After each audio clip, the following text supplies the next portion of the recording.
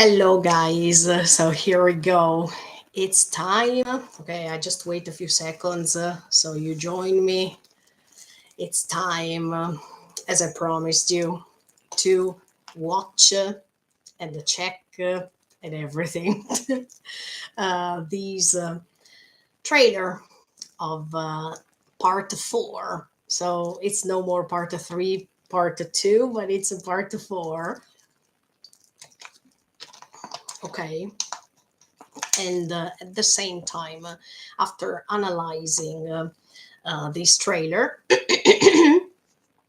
I will also tell you my opinions regarding the last key visual because, of course, I couldn't comment on it. I mean, I wanted to do that, but okay. Are you ready? Because I'm going to watch the trailer. Whew, can't wait. So let me close a few things first. Okay. Ready? Then we will rewatch it many times for sure. Oh, okay. Let's see what's going to happen. Ready? Go. I hope that the audio is on. Let me check just a second. Otherwise, okay, the audio is on. Perfect. Ready to go? Let's go. Let's do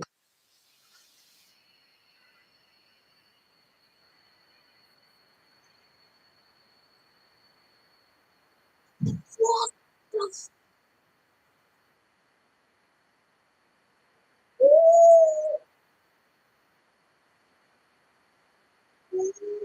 no! They don't put the date. Not yet. No, wait. Sorry, I go back. What did I watch? Oh, okay. Wait a second. Wait a second. I have to process this.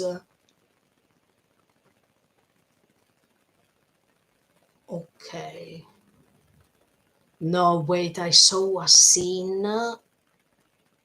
Let me rewatch it for a second. Later, I will do scene after scene, as always. Okay.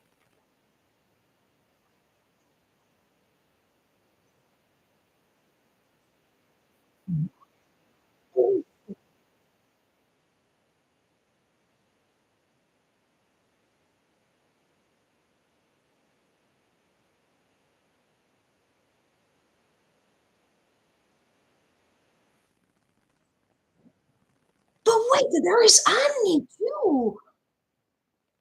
No, I have to rewatch it again. Sorry. Because I'm catching the things little by little. There was even Bertold.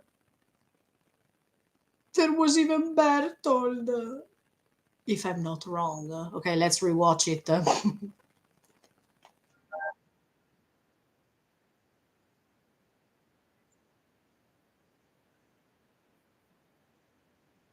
Falco.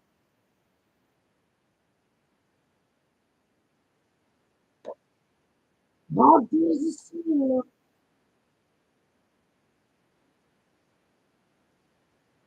Armin could see Ymir.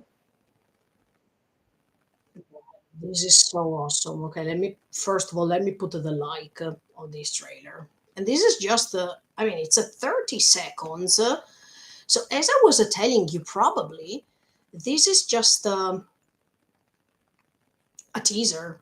I mean, it's not the real trailer because it will take time.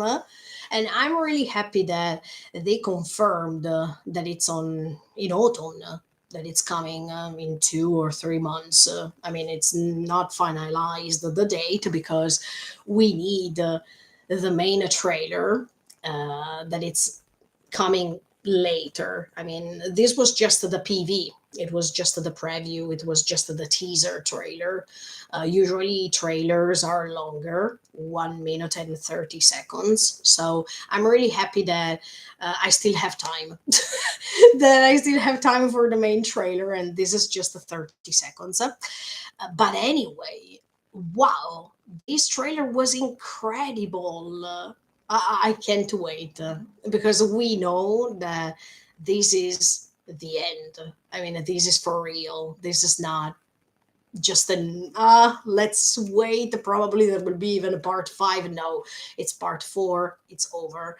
So now I wanted to, okay, I rewatched the trailer 3 times already, but I wanted to catch things carefully. So let me just analyze scene after scene. First of all, I wanted to put in the chat box right now the trailer, the official trailer. So if you wanted to check it out with me right now, it's in the chat box so we can analyze it together. But look, I saw already some things that are amazing. So let's try to analyze everything. Look, I wanted to decrease the speed as always, so I can check carefully. Let's see. Okay, here we go. I think that I will put the 0 point. Yeah, let's put the 0.2. Yes, so we see everything. Okay, I will decrease the volume, of course, because otherwise. But I will tell you the minute. Not the minute, the seconds in which I am, so you can follow me. Okay, so first of all, we see Armin. Yeah, later I'm going to analyze even the speech of Armin because it's really essential. It's really important, in my opinion, what he says. That, okay, anyway, let me go scene after scene. So, Armin, he has 2 thunder spears. I am in second one, two, let's say. Um, and his face um, is really sad. I mean, he is just wondering what's his purpose, why he's over there, and what is his goal actually. Yeah, because many people were arguing throughout the seasons, especially after Erwin's death, what was the best decision to take. I mean, what was the right thing to do? Was it better to have Armin or Erwin? And at this point, of course, many people chose Armin based even on the ending that I don't know, but many people were agreeing that Armin was essential. I already told you my opinion about this. I mean, while I was analyzing last year, um, not this year even, part 3, I mean, season 4, part 3, I was always telling you that I definitely agree with Armin surviving instead of Erwin. There are multiple reasons. I don't want to repeat myself over and over again. I talked to you about these for hours, so if you want to go and check out the other live streamings in which I am analyzing these, but definitely I think that Armin was the best choice.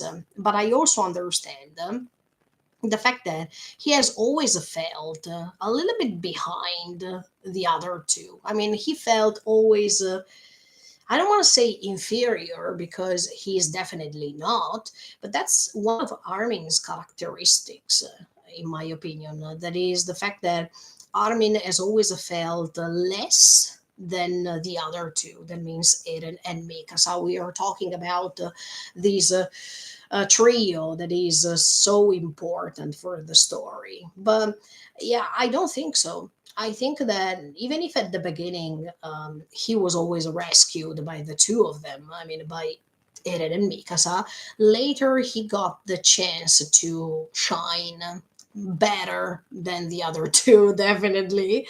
And he has always brought the right suggestions, the right things to say, the right things to do. So that's why I really believe that he is definitely essential for all these that is happening to Eren especially, and he is always there for Mikasa too. It doesn't matter the moment in which he was, let's say, exploding because he reached his limit, but I really believe that Armin has a great potential in this final season. And throughout the final season, we discovered the reasons why he was definitely essential for all the story. So I think that even if now he's guessing or he's seeing some things, because later, yeah, I'm going to analyze even his speech. But I think that right now he is in a mood that he has to understand his place on this story. And yeah, I think that we will see great things. Yeah, let's go ahead for a second. Later, if I have other ideas, I will let you know. Let's go ahead. I'm watching the trailer scene after scene.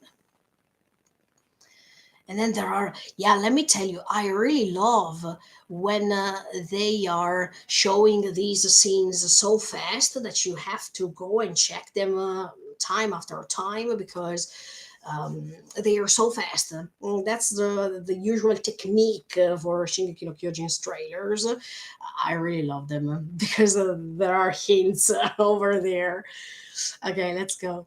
Let's go ahead. Okay, Armin is still talking here until there is a moment. Sorry, I decreased the volume because right now, by putting the low speed, is whoa. Okay, let's go ahead. Okay, so first scene. We are 7 seconds right now.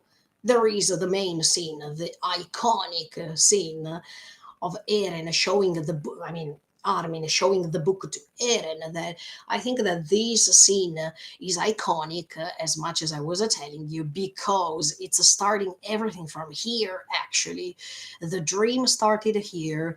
The will to explore started here. The will to understand what's outside the walls started here. So let's say that Armin has a greater responsibility about this too. Okay, I don't want to say that it's because of Armin. I mean, it's his fault that he showed that book to Eren and then everything collapsed. But anyway, it's from this moment that everything started inside Eren's perception of things.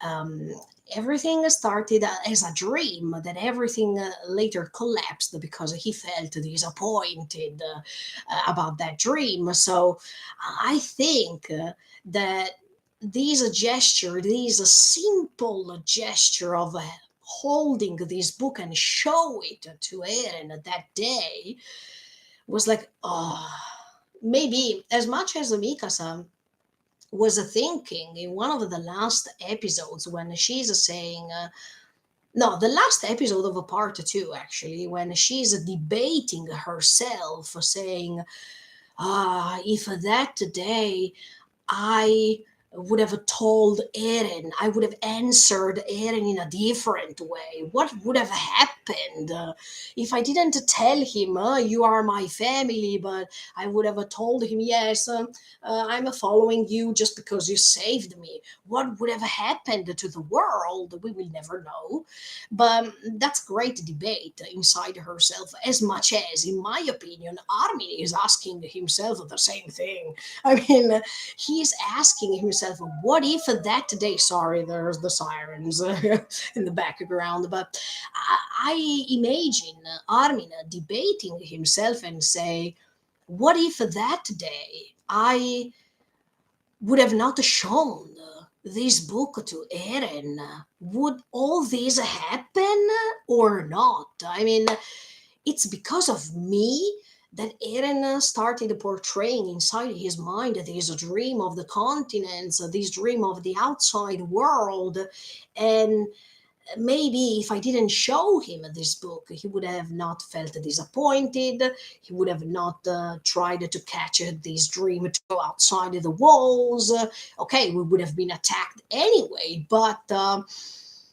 Definitely this will to discover, this will to go ahead, and this disappointment probably would have never happened. Who knows? Because we needed to remember that anyway, Grisha had the will to show him the basement no matter what. But we know that Grisha wanted to show the basement based on the will of Eren to discover the outside world or to join the Chosahedan.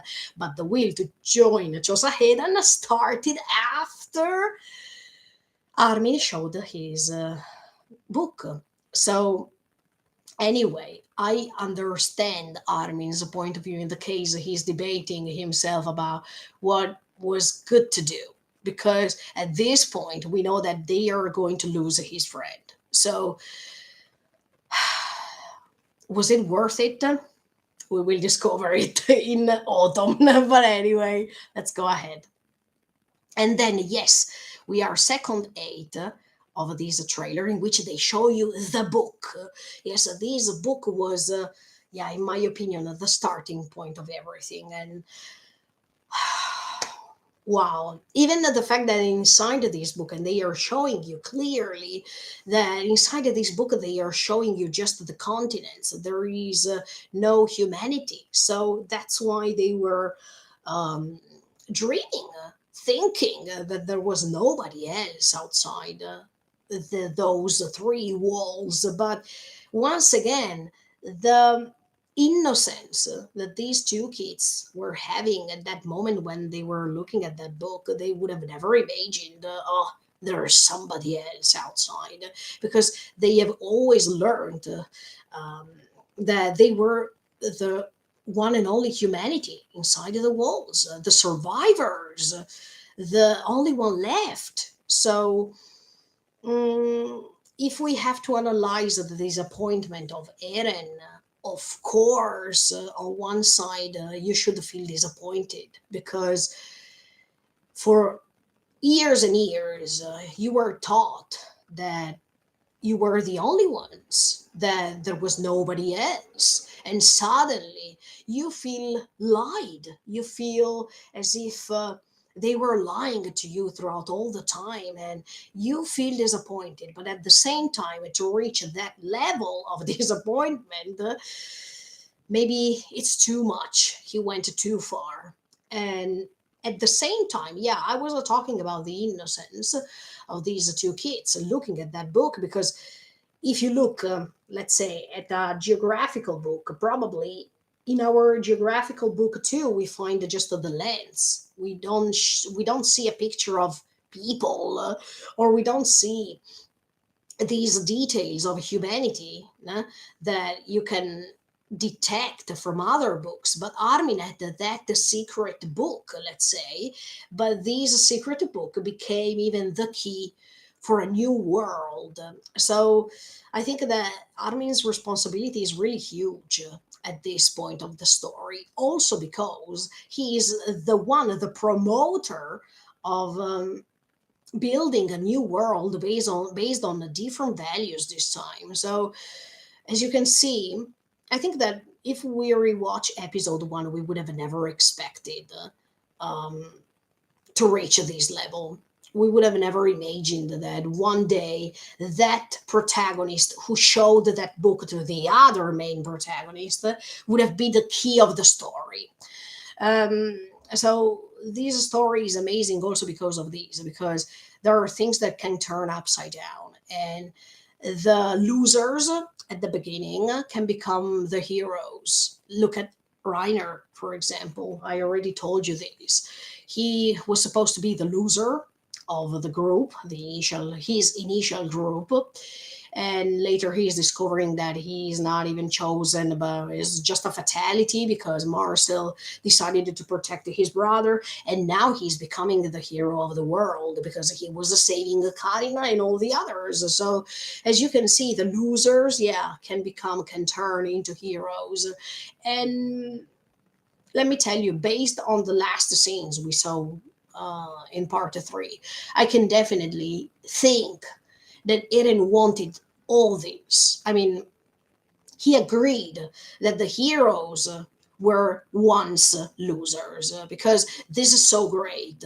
I mean, the fact that these characters were changing throughout the time and prove to the world, prove to everyone surrounding them that they were wrong, that they were becoming essential for the story. These makes you understand that everyone has a chance to shine, no matter what other people are saying, no matter the background story that they have, or the background setting they're living in.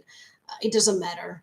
in one instance you can really become important. You can definitely become part of the story, but even the key for the story itself. And yeah, we could talk about this story for forever, actually. But let's go ahead because this is just the 30-second trailer. So when I have to analyze a part four, it will take hours and hours and hours. So stay tuned and keep on watching me. Let's go ahead.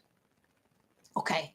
Okay. Yes, always we are second eight. We see Armin's face. So that is the way to watch it, something marvelous, something unknown, the fear, but even the goal that has to be reached. That means the unknown.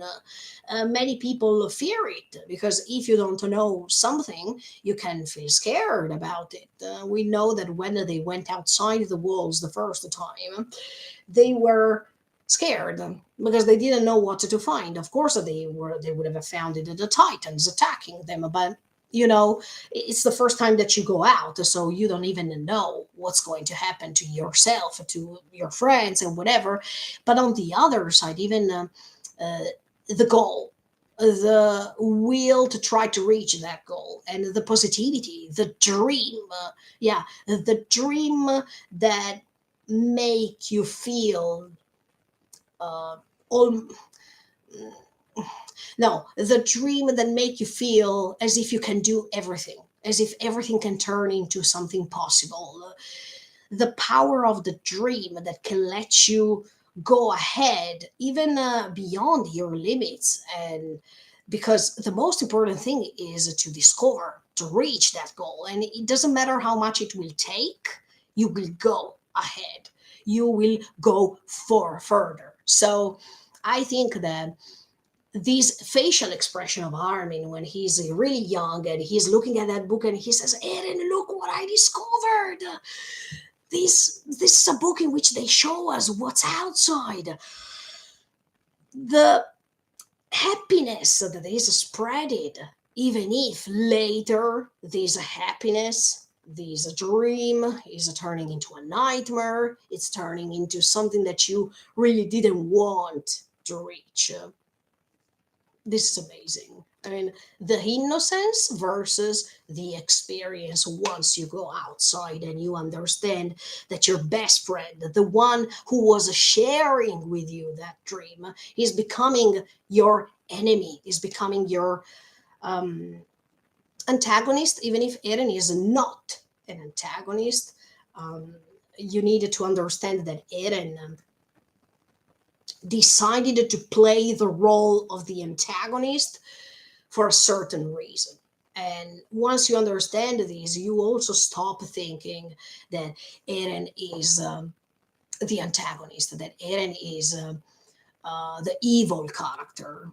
You could think so because of the effect of what he's doing, but you can also see the humanity that is still not gone completely. So it's hard. I mean, to describe Eren as a character is really hard in few words to put right sentences that can let you understand what I mean. Of course, I talked about this story for hours and hours and hours, so it's hard for me now to contract everything and to summarize everything in few words.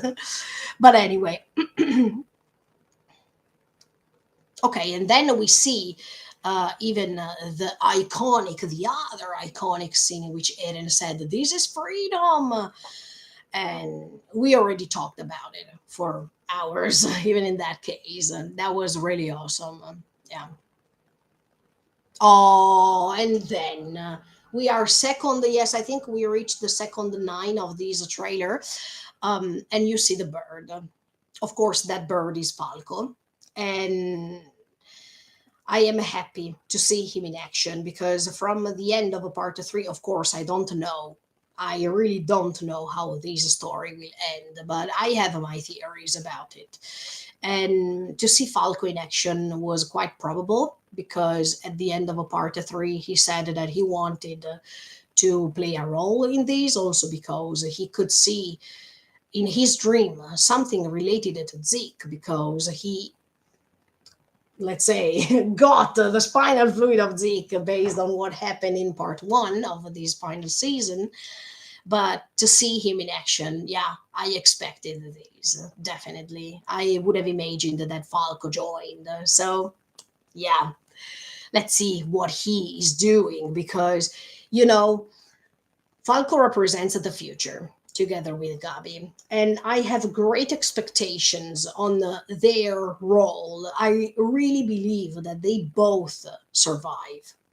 They have a great mission, and yeah, everything is based on what's going to happen once Eren, in my opinion, and also in all of you anime only opinion, will die. Because the fact that Eren will die, you don't need to read the end of the manga, in my opinion, to understand this. Eren will die. But what's making me think more and more and more is what's going to happen regarding the Titans left on Earth.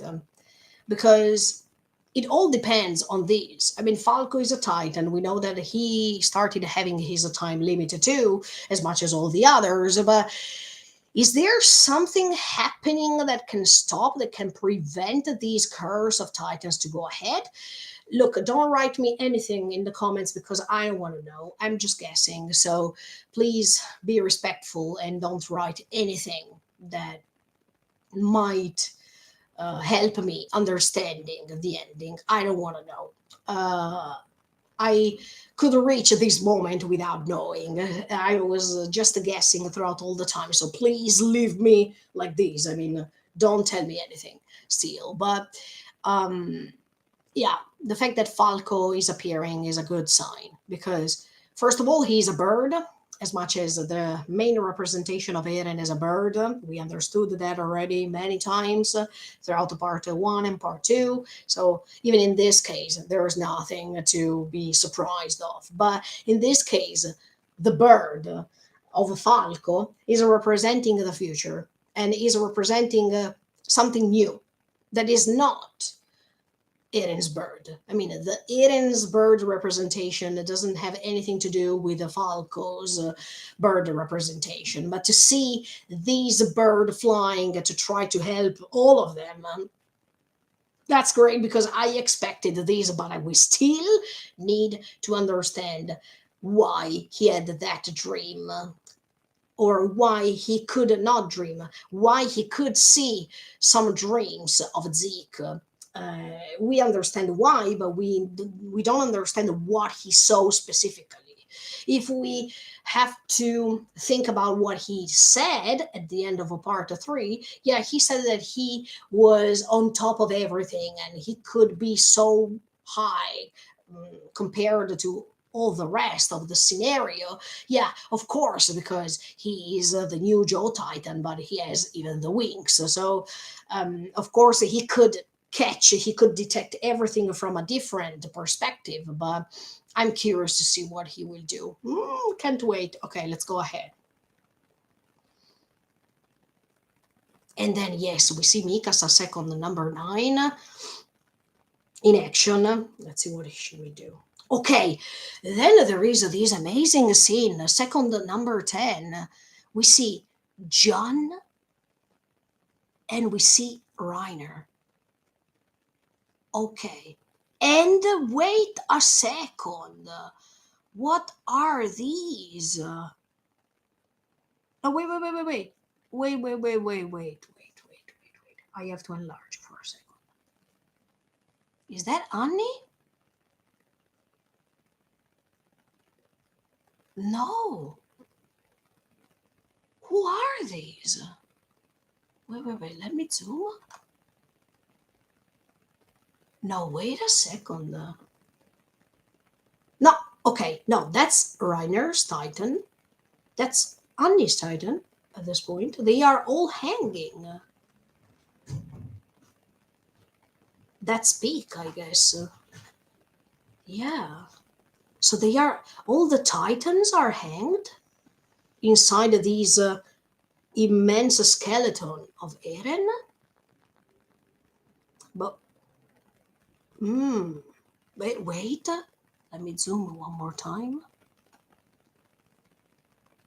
But one of these hanged titan probably is having sort of horns like these. Who is it? Okay, let me refresh my mind 1 second. Okay, Pico doesn't have the horns. No. Reiner doesn't have the horns. Falco neither. Annie neither. Armin, not really, no. So who is this titan with the horns? But there are lots of. See? Wait. Let me count. One, two, three, four, five, six, seven, eight.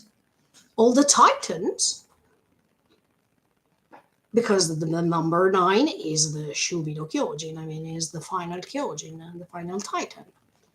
Well, this scene is incredible. Oh, wow.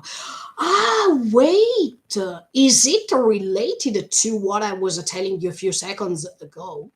I mean, is it related to the the curse of titans? Because all the titans now they belong by being hanged on these big skeleton of the Shubi no Kyojin.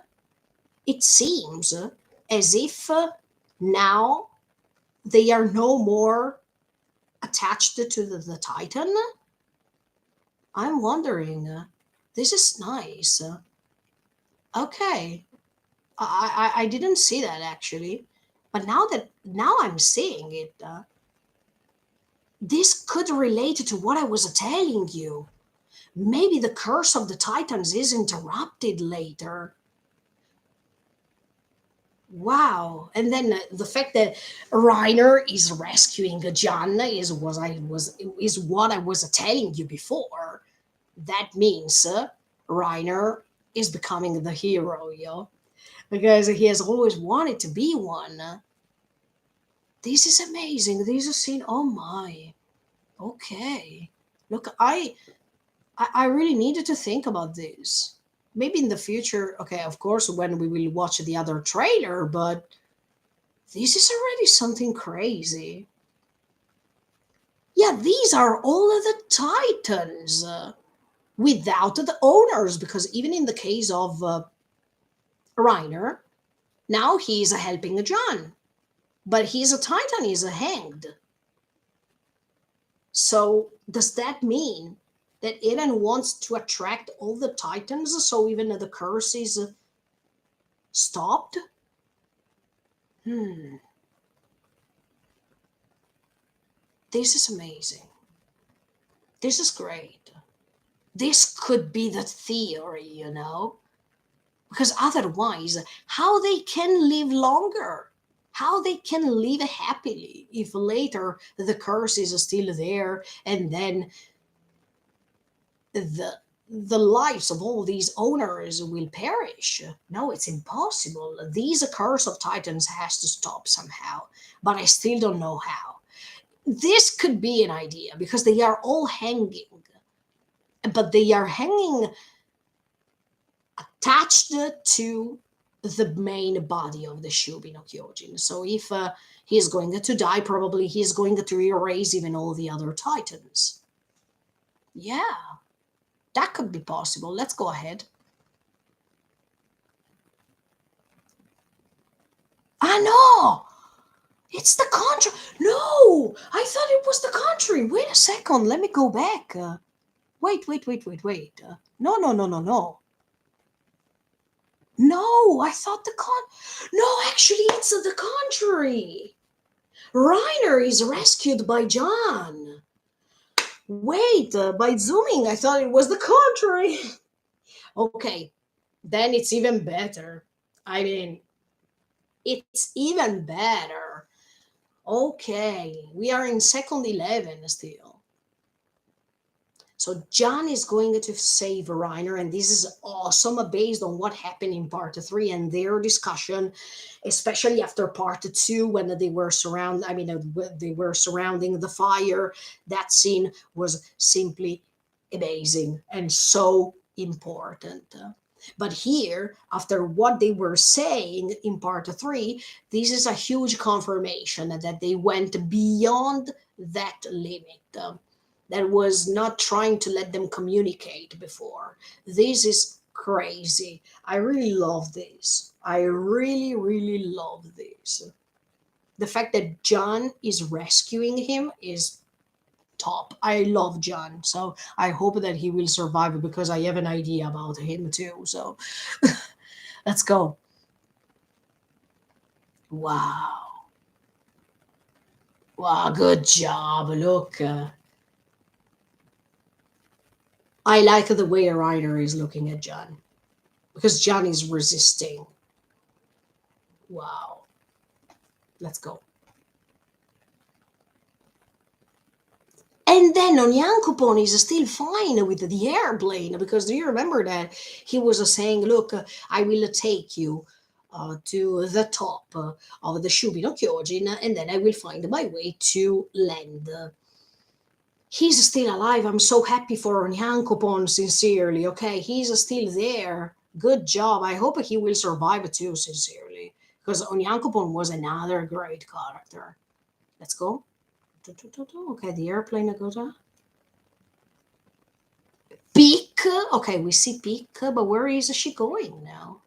We are second to 14 now of the trailer. Where is she going now? She has all the bombs. No, it's a TNT. Oh, so she wants to let something explode. Of course, so we are talking about Eren. That could be a plan. Okay, and then no, okay. This is the most iconic scene of this trailer, in my opinion. Second 15. Second 15. Mikasa and the wings of a falco behind. But this is so iconic. Inside that skeleton is happening everything. Look, if you check these 15 seconds of the trailer, you see lots of maybe they are the bodies of the titans in the background, but Mikasa and the wings of a falco behind. The look, this is so meaningful. It's like as if for a second, Mikasa is the angel that has to defeat the evil side of Eren, of course. But the great contrast, let me see, is she helped by Falco? Is she carried by Falco? Or, yeah, maybe. So probably Falco got to her. I mean, he took her from behind and he's taking Mikasa till a certain place. Specific place, maybe the place where Eren is at this point. But this scene is so awesome. The beauty of the world that is destroying the cruel one. And it's prevailing. Yes, as much as I was telling you. That's why it's meaningful. The beauty of the world that prevails, and that's why Eren made all these. Because at the beginning, even if the world is cruel, it's also beautiful. But now Eren wants that the beauty of the world will kill the cruel world. So only the beauty of the world can prevail. Only the beauty of the world can stay. Oh, Falco, thank you for grabbing Mikasa. I think, yeah, is it just an illusion? I mean, it's like as if Falco is getting Mikasa to a specific place. But it could be that Mikasa is just jumping and behind her there's a Falco protecting her in the case. That could be awesome too. Anyway, Mikasa is related to birds. Anyway, so this is good because these might seem even another thing, sincerely.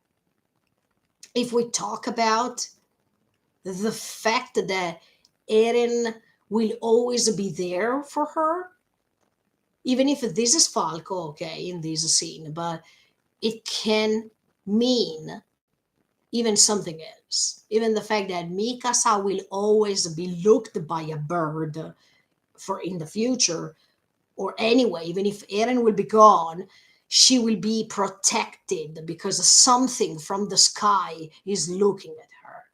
This is awesome. Look, I love this image. The 15 seconds, guys. Check it. This is, I don't know. I don't know what's going to happen. But the fact that Falco is behind Mikasa over there, oh, it makes me feel happy because it means that someone is protecting her from behind. Anyway, or as I told you, Falco is taking her somewhere. I mean, is taking her to the place where she can meet Eren probably for the for the last time. Okay, let's go ahead. Let's go ahead and analyze. This is so beautiful. This is so beautiful. Oh yes. Even the fact that Isayama kept thinking about the bird that is behind Mikasa, the bird that is always protecting Mikasa. Um, Amazing. Okay, then we see Levi. Oh, tell me that you killed Ezekiel. Tell me that you did what you have to do. Please, please. Well, because I'm waiting for this moment for such a long time. Let's go. But Levi has a face that is a little bit sad. Why? Even Connie, we are 17 seconds now. Why Connie and Levi, they are so sad? What's going on? Huh? What's going on? Becky is going to be killed? Second 18, there's Becky like with lots of blood. No, please don't tell me. No, I think she will survive. No, Peak will survive. Come on. I don't think that she's going to die. But why Levi was so sad? Let me go back for a second. Don't tell me that he couldn't make it. Isn't he crying? Oh, let me zoom for a second. No, he's not crying. No, of course. No. He will never, you will never see Levi crying, in my opinion. But why is he so sad like that? Is it because of Eren being killed? Of course. Because he cared about Eren quite a lot. I think Levi played a great role for Eren, even if it doesn't seem so.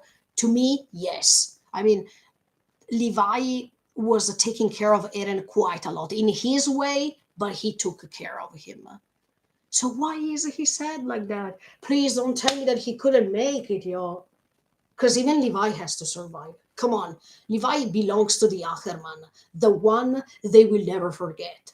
So Levi and Mikasa, they have to survive. Okay, Mikasa, of course, but Levi has to survive 100%. Because he, by being the, let's say, the veteran of all these, he has to instruct the new generations. Come on, it's his new mission, let's say. I mean, while before he tried his best to convince Eren that that was wrong, that no, don't do that because, let's say, quote, I lived a bad life too, but I didn't turn into something like this as you did, close the quote. No, now he has to survive because by being an Ackerman, he will never forget about what happened, and at the same time, he can instruct the new generation not to repeat the same mistakes as before. I mean, Levi has to survive. Please don't tell me that Zeke killed him because it has to be the contrary. I mean, for what I am expecting, Zeke has to die 100%. We don't need Zeke anymore. He can go. He has definitely to go. So why they are so sad like that? Please. But even Connie is. See, I have my theory regarding Connie and the fact that he will not survive. But he survived here. Okay, it's just a preview. I mean, it's just a teaser, so we can't say more than what we see. But I mean, we can't guess more than what we see. But I thought that Connie was not surviving, you know. I thought that he had to reach Sasha. Okay, maybe they don't put it on purpose, otherwise it's a huge spoiler. But Peak is surrounded by blood, you know. It's like as if a Peak is not surviving. No, come on. I think that she has to survive, you know. I think a Peak will survive. Don't tell me. Okay, let's go ahead.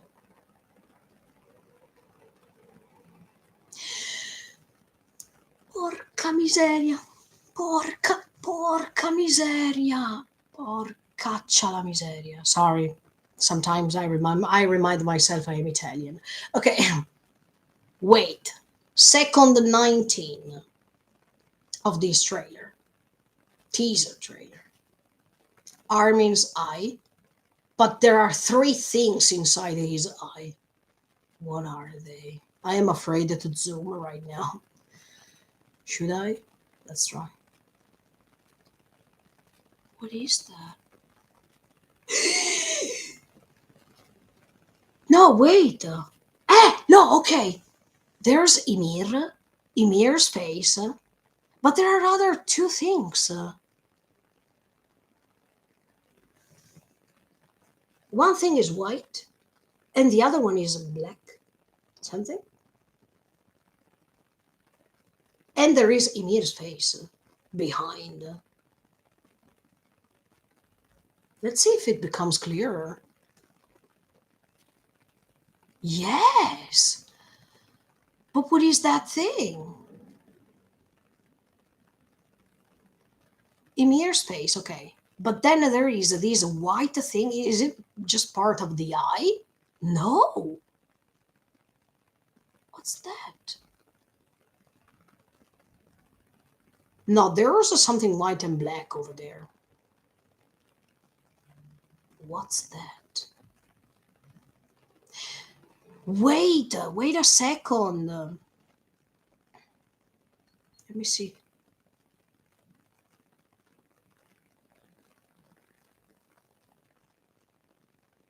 It's like as if these white thing and black thing they are touching. Is it is it what I told you about? Yeah, last time I was telling you about these. I mean, the fact that even Ymir was was disappointed by this concept, by this concept of love. So, is it possible that that's what I'm talking about? Yeah, because even these contrast of colors, white and black, like the cruel world and the beautiful world. I don't know. This scene is so strange, but the fact that, yeah, that's Armin. Come on, that's Armin looking at that scene. But Armin, for the second time, can see Ymir, while all the others were seeing Ymir next to Eren. But he has the ability to see her again. Why? Why he can see her? Is he going to talk to her too? Because he wants to talk to Eren. So is he going to talk to Ymir too?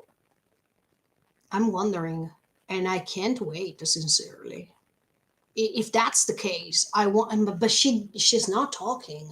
Ymir has never talked before, so I don't think that they will start giving her a voice now. Even if it would be nice, let me tell you, because if she can talk, she can express her disappointment, even if her disappointment was already well expressed, in my opinion, based to the huge, immense power that she gave to Eren.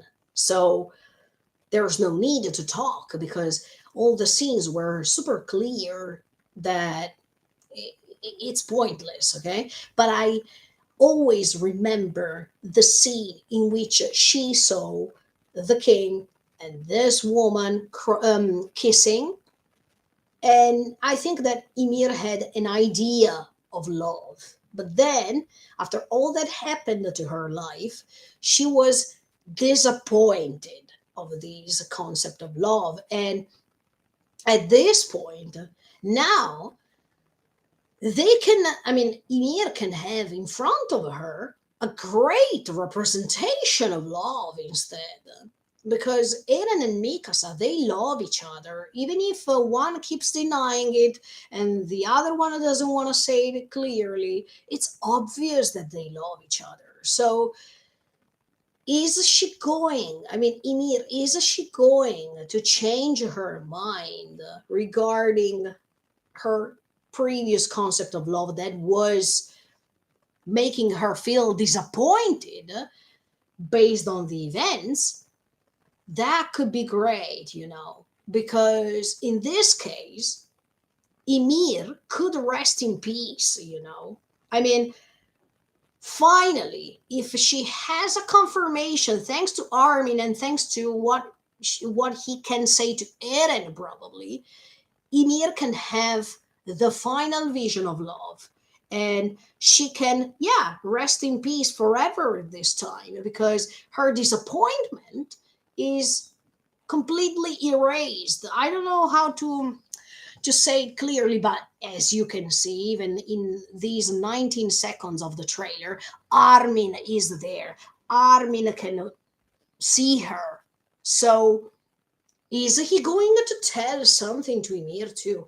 Uh, if that's the case, that would be awesome. But I prefer to see Eren talk to him.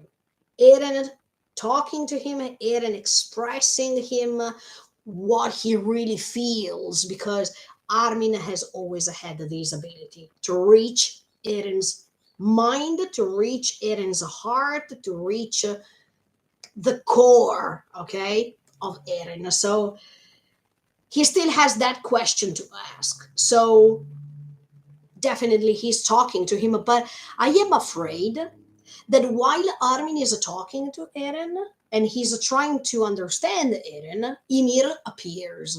I don't know, because why does he see Ymir? I mean, that's a reflection, okay? And there is this white thing and black thing touching. I don't understand what that is. Let's go ahead. Later, I'm going to check it one more time. See? Oh, okay. No, no, no, no. Wait. Now it's clear. Wait. Wait, wait, wait, wait, wait. But anyway, there is something white and something black touching. Or no, it's just the reflection of the eye at this point. But there's Ymir. Yes. Look, he can see her. He can see her. Wait. Oh no! Okay, now I got it. Okay, now I have the picture. Ymir is touching a cave. She's touching. Okay, that was her hand. Sorry. She's touching a cave. She's touching a wall. She's touching something. Is she approaching Armin to tell him? No, but she's not talking. She never talks. So why is she going to talk now? Okay, okay, okay. No, no, no, guys, I was wrong. I mean, Ymir is touching a wall. Where are they? No, wait. She's touching like a wall. I mean, she's touching something. Where is Armin now? Is he still flying? Or did he reach Eren already? And that's what I was telling you in that case. If Armin reached Eren and he's talking to him, then Ymir is approaching them. Maybe she doesn't want that Armin talks to him because she knows that Armin can revive the Eren that we all wanted to see back, let's say. Maybe she's against it. Maybe she doesn't want that Armin talks to him. Or, on the contrary, she is happy that Armin reached him because that's another way to prove her that love exists, that she doesn't have to feel disappointed about her previous conception of love. Because even between friends, there's love. So the fact that she's seeing that a person that is so dear friend to Eren is coming to talk to him, maybe she's approaching because she's curious, you know. I mean, she wants to detect, she wants to understand why Armin is so stubborn to want to talk to Eren so badly. Maybe she has never no, maybe she has never experienced something like that. I mean, she has never seen a person that really cared about her um, expressing this stubbornness, this will to keep trying to reach him. So I think that, yeah, maybe Ymir is like this. She is just curious to see what Armin wants to tell him, or to see why he came over there. Wow, that could be awesome. Okay. Yeah, that could be possible at this point. I hope that it's as I told you now, sincerely, because that would be nice. I mean, even Ymir can have an explanation to everything that happened to her. Also, because it would be a way of saying, look, even if you had bad experiences, that doesn't mean that all the world is like this. I mean, if the king has never loved you, if the king Fritz used you, if your daughters killed you by eating you, that doesn't mean that the rest of the world is the same. Let me prove you wrong. Let me prove you that there is even the love you were always searching for. And it's in front of your eyes. Thanks to me, Armin, that I'm showing you how much I care about my friend. And it's in front of you because you have a love story too. I mean, you have here in front of your eyes, dear Ymir, you have a love story. Eren and Mikasa, they love each other and they are ready to do the impossible to let the other one survive or to rescue the other one. So that's awesome. See, even Mikasa now, you see it, 20 seconds of the trailer, you see that Mikasa is so maybe she can also see her, or she is looking at Eren now because maybe she reached the Eren thanks to Falco. Oh my, the fact that I don't know makes me gone crazy. Okay, good. But anyway, I like these. Yeah. Because they show you just the facial expressions, and from these you have to try to guess. That's amazing. That's what I love. Thank you for this trailer. But Mikasa, what is she looking at? Is she looking at Eren because she reached Eren? Or is she looking at Ymir because she can also see Ymir? One of the two. Let's go ahead. No, that's Levi's face again. But he's sad, you know. Why? You were supposed to kill Zeke. Maybe he discovers something else about Zeke after he killed him and he feels sad about it. Nah, I don't think so. Or maybe he's sad right now because he's still thinking about Hanji, Erwin, and all the others who um, died because of all these, because they died because they had to reach this moment in which Zeke was killed. Why is he sad like that? Please. Don't tell me someone else is dying here, except for Eren that we all know already. I mean, we can imagine, but don't tell me that someone else is dying here. Why Levi is like that? Why? And then the eye of Levi is simply amazing, let me tell you. Thank you, Mappa Studio, for this. That's awesome. But why are you sad? What happened? I want to know. Well, I have to wait some other months. Did he kill Zika? Yes, he did. Come on. He did it. There's no way that he couldn't keep the promise. Did he see someone else dying? But if a Pika is dying, I don't think that he cares so much as all the others. So is some, as I told you, is Connie dying? So there is another loss? Or does he feel empty now? Because he killed Zeke, but now that he reached that goal, it's like, as I always told you for many other anime, when they reach a moment, I mean, when they reach the goal, and after the goal, they feel empty, that they don't know what to do anymore because the goal was reached, because they could fulfill the promise. But then what's happening later? Is he watching Eren dead?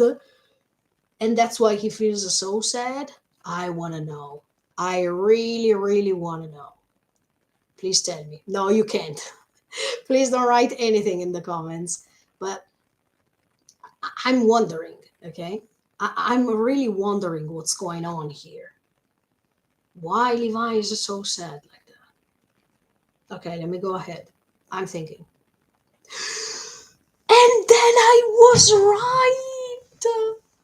That's Bertold. That's Bertold. That's him. Bertold that has the tear, the tear. Like, oh my, I remember that scene in which Armin had that dream. After he became the Colossal Titan, Armin had that dream of the Colossal Titan. Let me see if I can find it, guys. Yes, that dream of Bertold, in which he had the no, it was just a. Okay, wait. Let me find that scene, you. Yes. Okay, wait. Um, Armin and Bertold. Yes. Yes, this one. Let me for a second. Okay. No, but later. Yes. Later. He has that dream. Yes. Yes, see, there is a half a skeleton, okay, and half a colossal titan exactly with the tear, and it says, it hurts.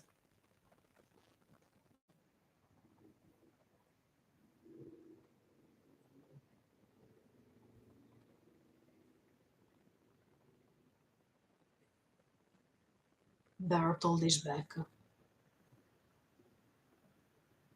That scene was not a coincidence. I mean, it was not a random. No F way. No F way. Yes, he was crying. But that scene, it means a lot, you know. Okay, okay. Let me just check one more time, please. Yes, yes, yes. It's a him. It's a him. At that time, he was saying it hurts. So it hurts so bad. Of course, it might relate to the mission itself, because even Bertold was forced to kill others. Even Bertold had to fulfill the mission, even if he didn't like it so much. No, actually, he didn't like it at all.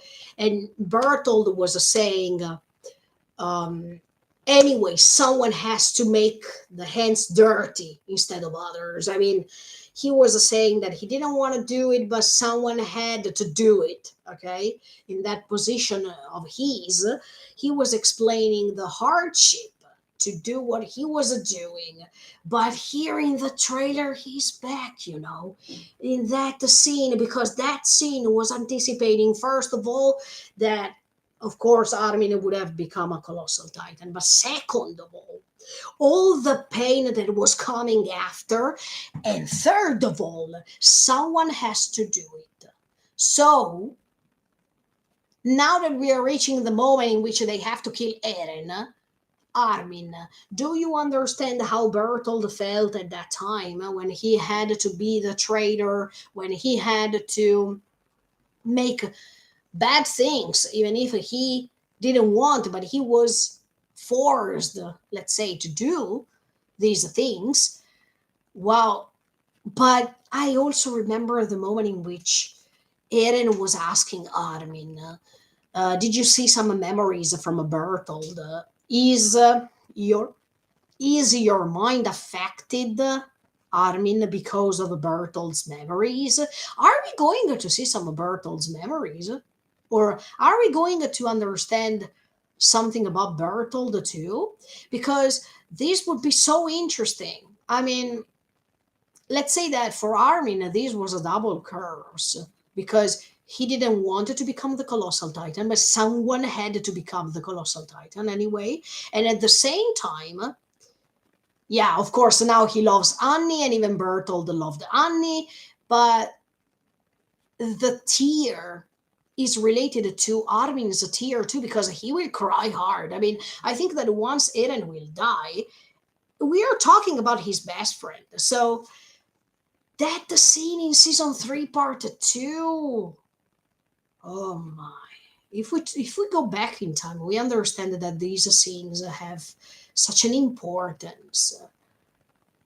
But now we are reaching a moment that it's really hard for Armin. I really don't want to be in his position as much as in Mikasa's position, but why Bertold is crying like that? And see, it's always one tear on the right side. Like Ymir had it on the right or on the left? What about Eren? Eren had it on the left. And usually the left side is for sinners. So what about the right side?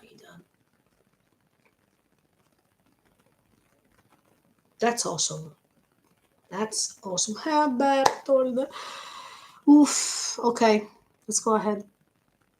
And he's crying, yes. And then, guys, look, a spoiler for a second for what you will see regarding my mother's reaction. My mother was right. Annie will be back. I mean, Annie will come back and fight, you know. My mother was right in this. Okay, so little spoiler for all of you who are following my mother's reaction. She already watched the part 3, and she told me, look, Annie will not stay behind. Annie will be back and she will fight for it. Yes, she was right, you know. Wait. Okay, we are 22 seconds of the trailer. I want to see these. Behind Annie. No, wait. What? No way. So Annie is fighting on the Shubino Kyojin, of course, because she's on top of that skeleton. But she's fighting other titans that maybe Eren created because he has the power to recreate the things, even thanks to the Hammer Titan's power. So she's fighting against these titans that are made by Eren. But anyway, I'm happy. Yes, even if while I was analyzing part three, I was telling you that it was better for Annie to step away to enjoy life because she has never enjoyed life, etc., etc. No, I have to regret what I told you in the previous analysis for part three. I'm happy that she's back. I mean, I'm happy that she will fight with all the others because if you start one thing, you can't leave it a half. You have to reach the end. So the fact that Annie reached them, that's so great. I really like this idea. Yeah. And also because not just, I don't think that she did it just for love, because of course Armin is there. I think she did it even for her self consciousness. I mean, she did it to feel confident inside herself in the case they are going to win this battle, or in the case she's going to see Armin coming back home. I really didn't believe that she would have left Armin go away without saying anything, without doing anything. I mean, it would create a remorse inside her heart if she didn't join. So I'm really happy that she's there. I'm really happy that she's fighting with all the others because you started this adventure, you have to finish it all together. You can't step back. You can't go away and let all the others do what you also had to do because you are also a Titan. So you have to join. I'm really happy for that, sincerely. Yeah. What's that Titan, you know? In front of Ali, there is a Titan with a beard, but I don't think that's Zeke. No. These are all Titans that Eren created thanks to the hammer power. Okay, let's go ahead. Okay, Annie, but why did they approach Annie like this? Oh no, don't tell me that something is happening. Okay, and then? And then Eren with the tree upside down, as always. Yes, yes, yes, yes. Okay, okay. Okay, let me rewatch. Now I put the volume, of course.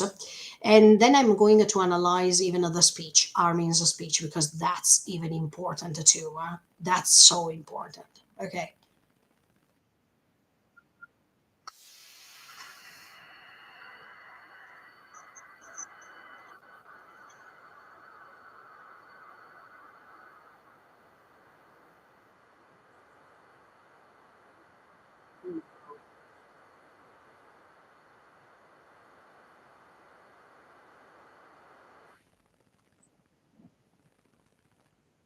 That's the end. That's the end. When she says Itarashai Eren is before killing him, I'm pretty sure of this. Before she's killing him, she's going to say Itarashai Eren. For sure. For sure. For sure. Before or after she's saying Itarashai Eren. So she's killing him. Come on. That's 100% confirmed. She's going to kill him. But actually, it's coherent. If the story finishes like this, guys, I still don't understand why people disliked it. I really don't understand. That's awesome.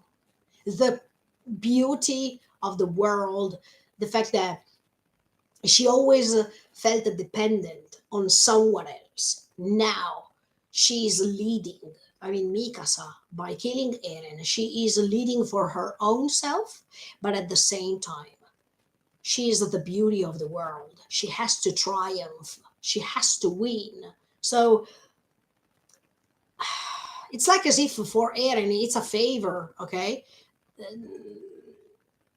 It's hard to digest this, but if this is the ending, I am not disappointed. I'm happy for that because the story has to end where she understands that she can go on living even without him physically speaking being there all the time. That's a great proof of love.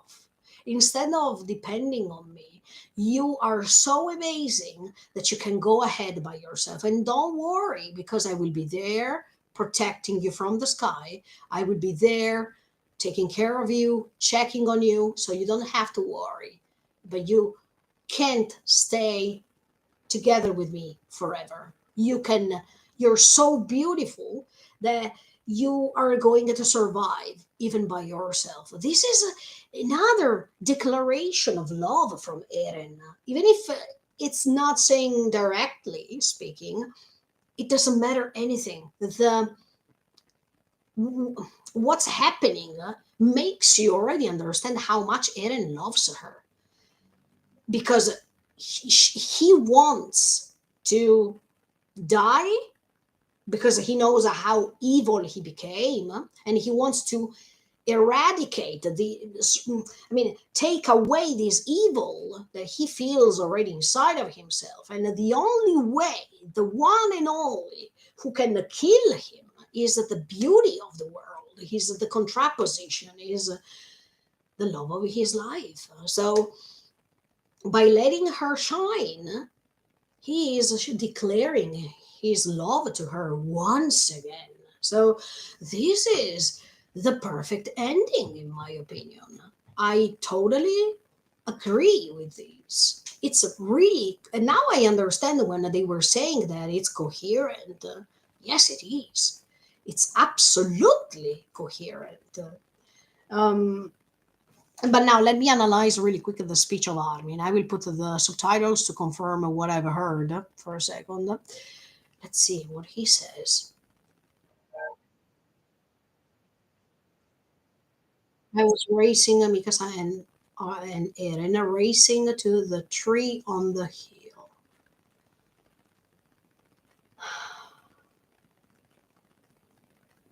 Huh. Actually, in that scene, there is just Mikasa and Eren. Hmm. Okay. Wait a second. I wanted to see one thing. Let me just check one thing that I have to see to confirm. One of the screenshot of the season one. No? Okay.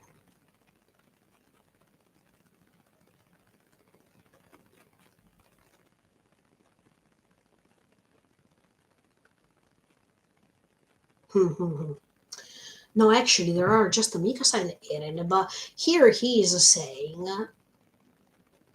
that he was racing Mikasa and Eren to reach that tree on the hill. One more time. Mm.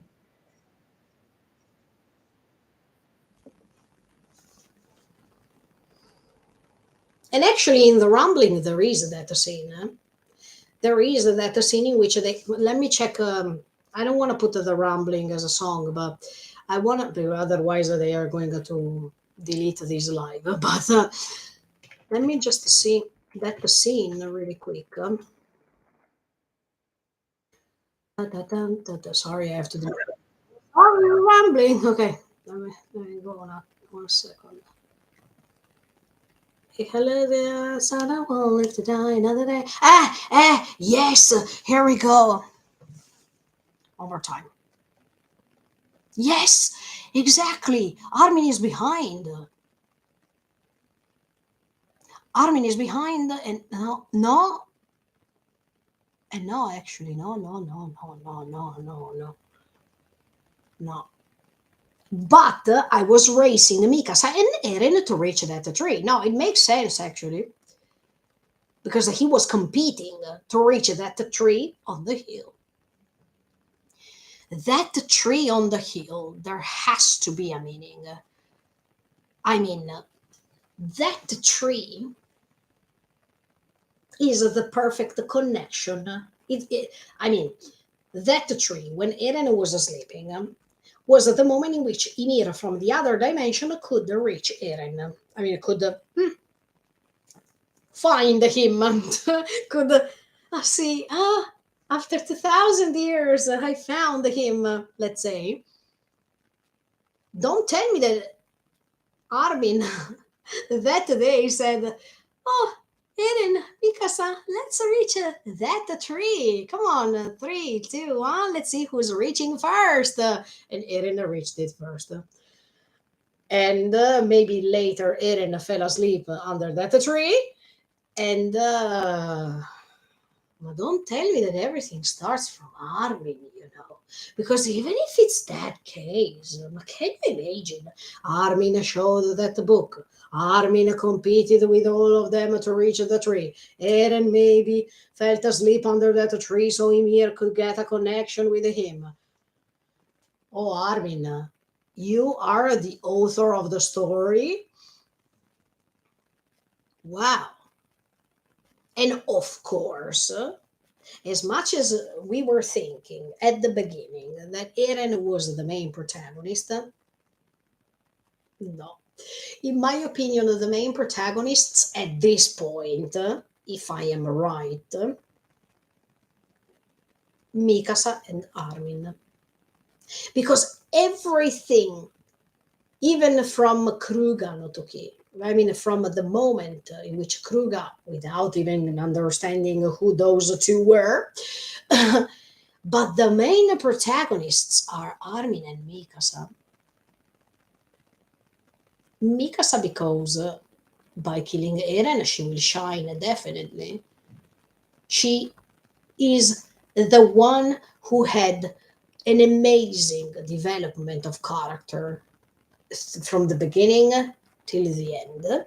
And Armin, I mean, all the characters have a great, super amazing development, but let's say that Mikasa represents the beauty of the world, so she is absolutely essential.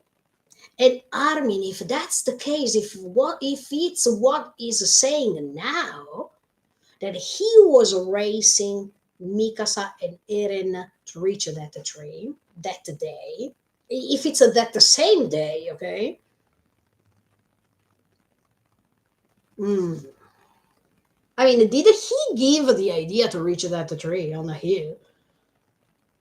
Maybe they saw a tree and Armin said, let's reach that tree. Are you ready? Let's compete and see who's coming, who's reaching it first. Three, two, one. Maybe if it was another tree, maybe Eren couldn't dream anything under that tree.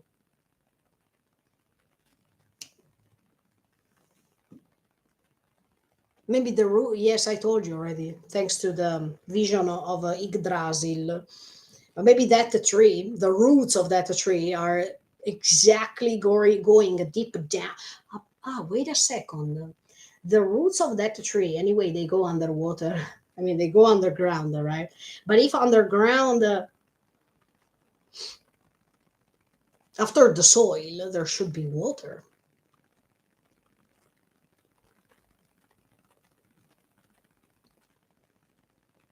Hmm. Maybe, yeah, maybe that tree, the roots of that tree could connect somehow to the other dimension of Ymir. That's why this concept of the Yggdrasil, call it however you like, from the northern mythology, can make sense. Because it's like as if two worlds are combined and they are attaching themselves just based on these side. I mean, this is one tree, this is another tree, and this is the connection, let's say. So one side is the tree where Eren went under that tree to dream, and on the opposite side you have that the tree of the paths, that is the other dimension where he can connect to Ymir. Mm. Okay, let me go ahead with the dialogue of Armin in the meantime. I felt so good just running, because it was just a challenge between kids, and once again, it was a matter of innocence. I mean, by doing these stupid things, simple things. Everything can we can reach from that specific moment. From there, you can reach the destruction of the world. I mean, nobody would have never expected, except, of course, for people who believe that um, Eren did it because he's the evil character, la la la. But if you think about it, from that stupid thing, probably we reached a point in which the world might be destroyed. So it felt so good just running. In that moment, this thought just entered my head.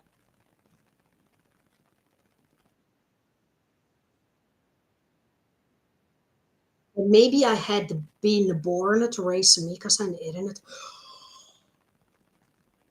What? Yes, I understood it very well. What the F? What the simple, super simple F?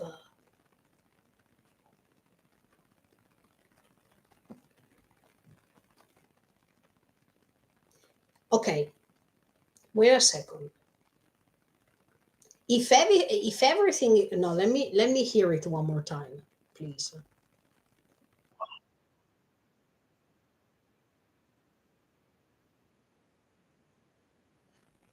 Because everything is already written. Because everything is already written.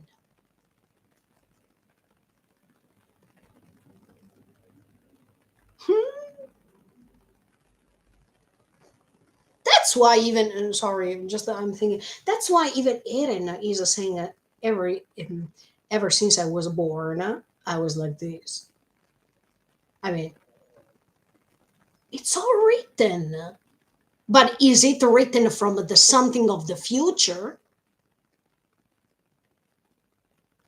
Because it's impossible that it was written everything by Ymir. No, or maybe no. Ma, wait. I have to think 1 second.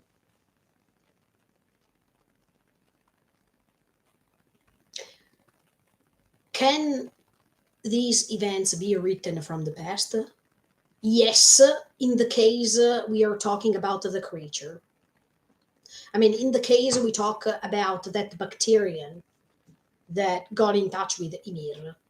In that case, maybe that thing had the power to write the story without being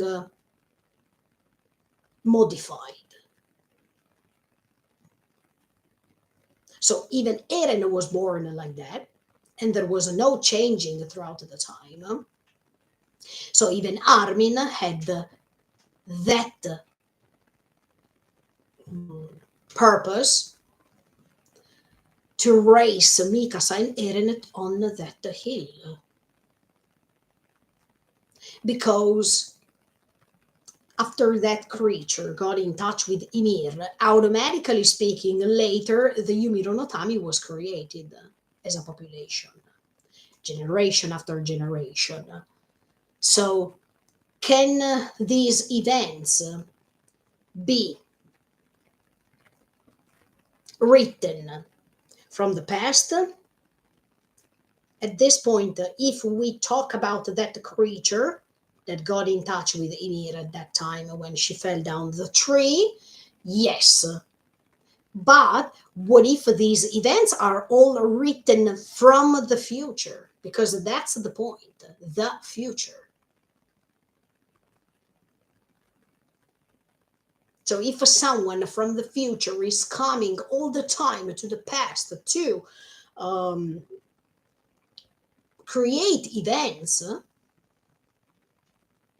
yeah, there is always these, um, how can I say, these connection, these way in which past, present, and future are colliding all together. They are put all together. So, wow, even Armin, that maybe his destiny was projected. I mean, it was already written, but we still don't know if it was written from the past by that creature that got in touch with Ymir, or from the future by someone from the, not even Eren Yeager, but someone from the future who created automatically those events. Because if I am the if it's an example, if I am the Shubi no Kyojin and I can control the mind of the Yumiru no Tami, I can project maybe some events, I can write some events from the future to the past. So I can modify the memories. I can maybe, yeah, modify them, not because they are written and then I modify and then I write them again, but maybe create these ideas in the mind so that that person can make those events. What if Armin was asked to race Mikasa and Eren towards that tree? Because that tree was the conjunction between him and Ymir. So, did someone install, let's say, in his mind, the fact that he had to show the book, that he had to let them reach that tree, that Eren had maybe, so that Eren maybe fell asleep and he had that dream, and so that Ymir could reach someone. Who is the author of all these?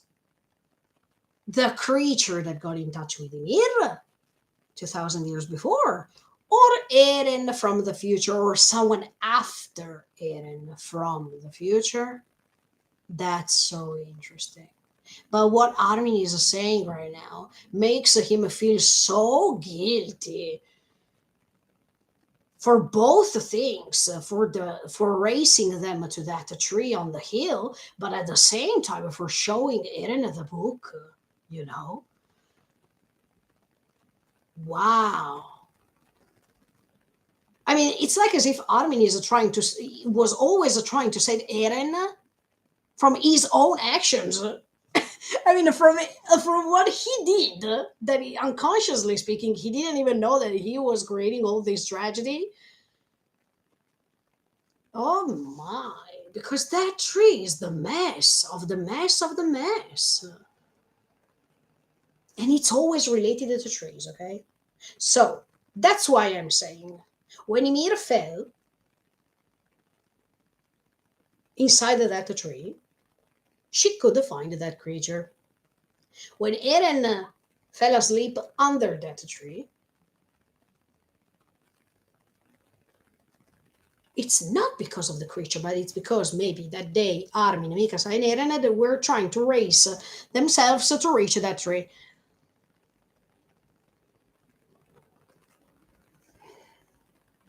I have to understand this. I hope that they will explain it carefully.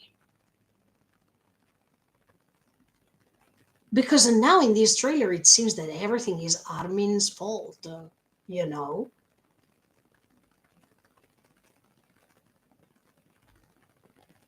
No way. See, before we were thinking, Eren was the Shingeki no Kyojin. Eren had the power of the Shingeki no Kyojin to rewrite things from the future, to create events on his own. But yeah, I don't understand this thing. Eren says that since he was born, he was like this. But how is it possible? I mean, if we are talking about the instinct that he had to pursue his dreams, to move forward, to not give up. Yes, correct. But did he, I mean, was he always planning to destroy the world. In this case, no, no. We are talking about just the attitude.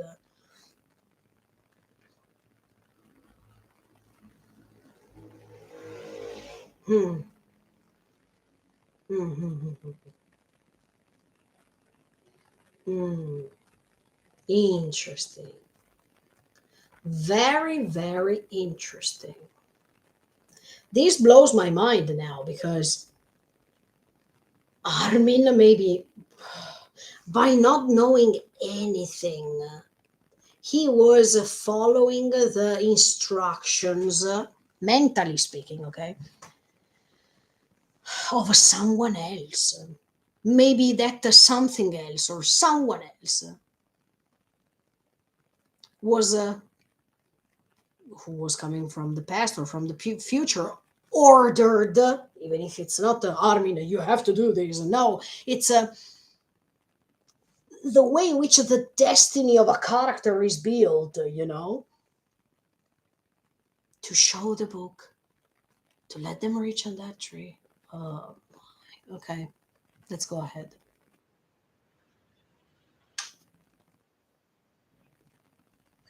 And that's that the tree, Ma- I'm shocked. I am shocked. This trailer was really good. Was really, really good. Well done.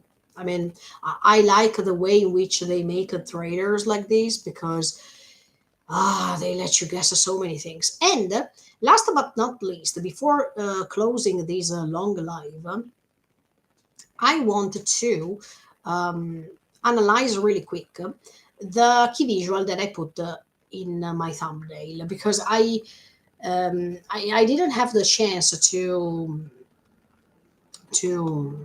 how can I say to analyze these key visuals. So I want to do it now, and let me see if I can zoom it.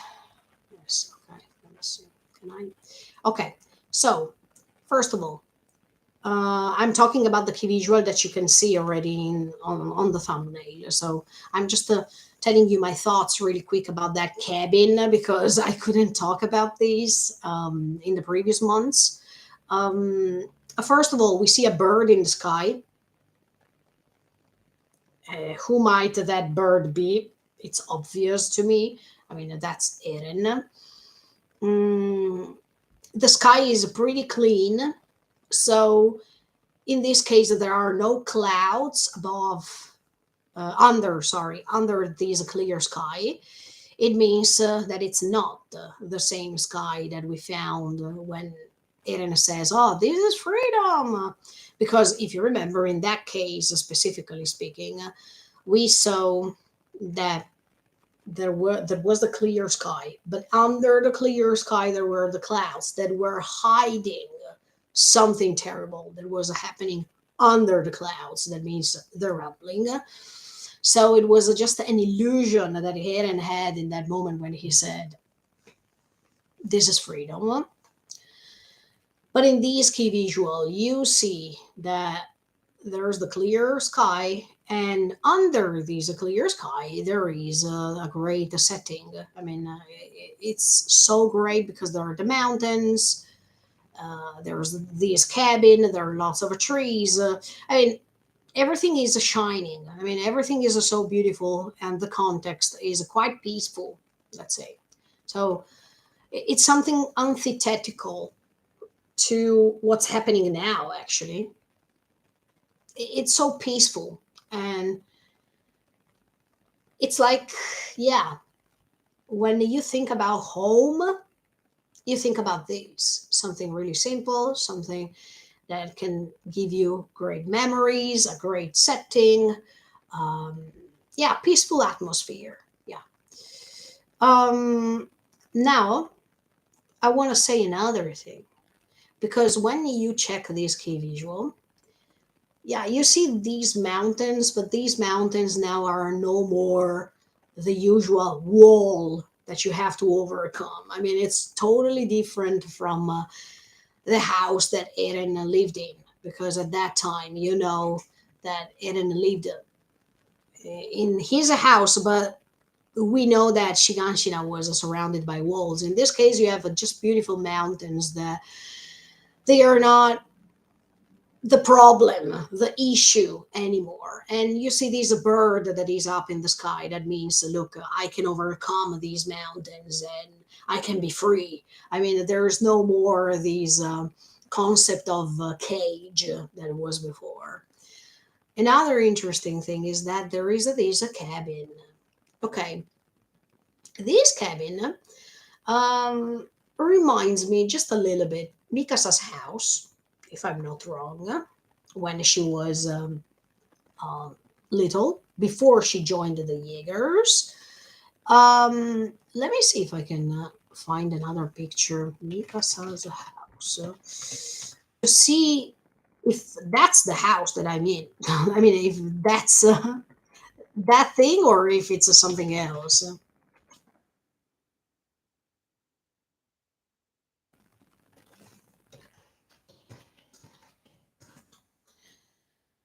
Let's see if I can find it. Oh yeah, actually, that's her house.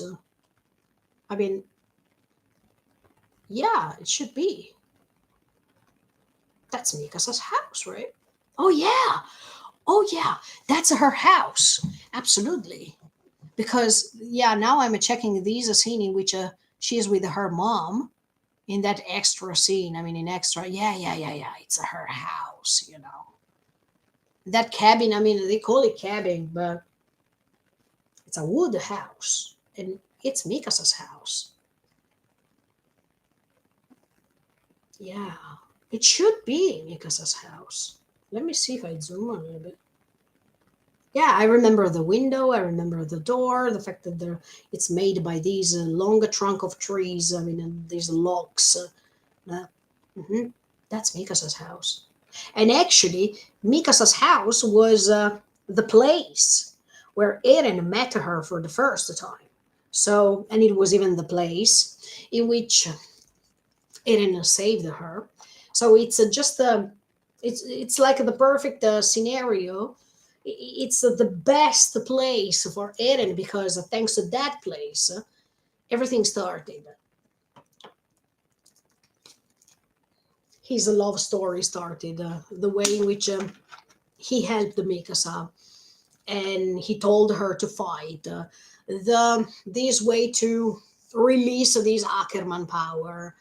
Um, this way to yeah to belong each other. So this was the starting point of everything regarding their relationship. So of course, this is the place where maybe it's good to go back because not just because it reminds of bad memories like the fact that of course Mikasa's parents were killed, but at the same time after the cruelty of that world, it appeared in Mikasa's mind, it appeared the beauty of the world, and her beauty of the world, the conception is Eren, who came to save her.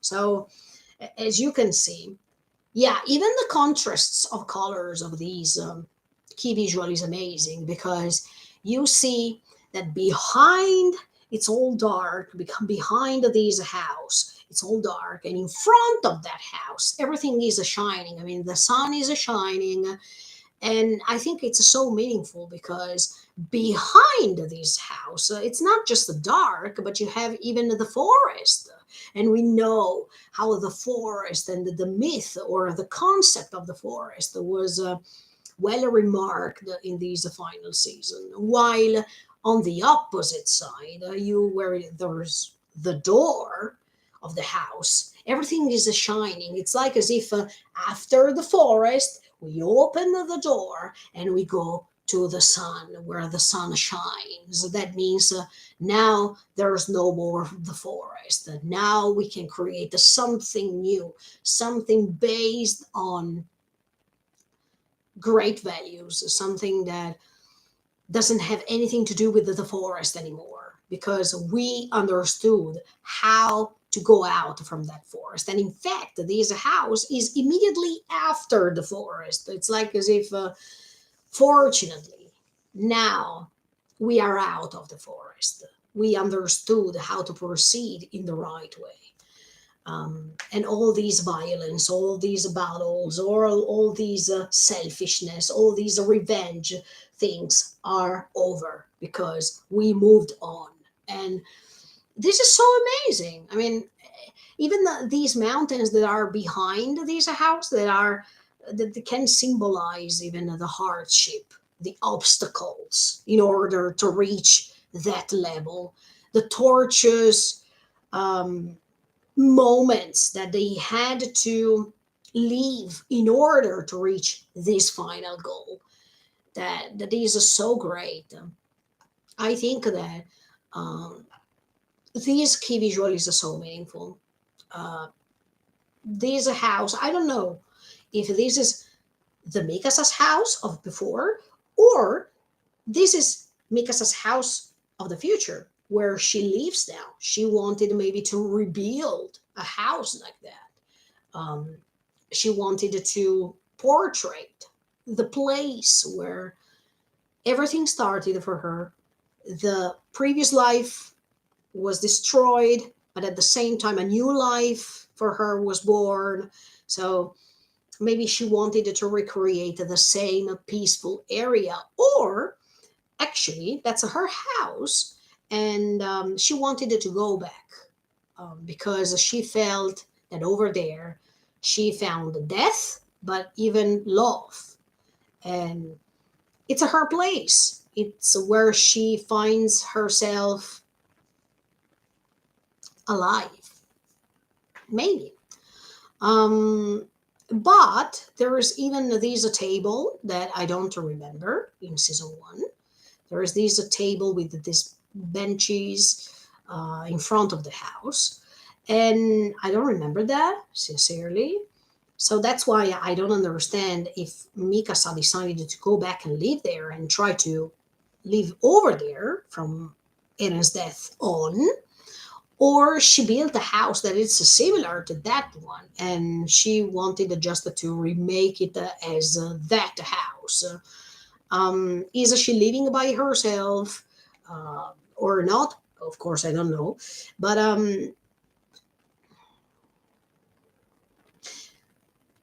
wait a second.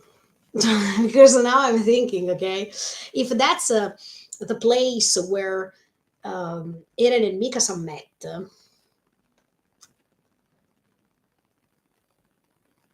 let me think.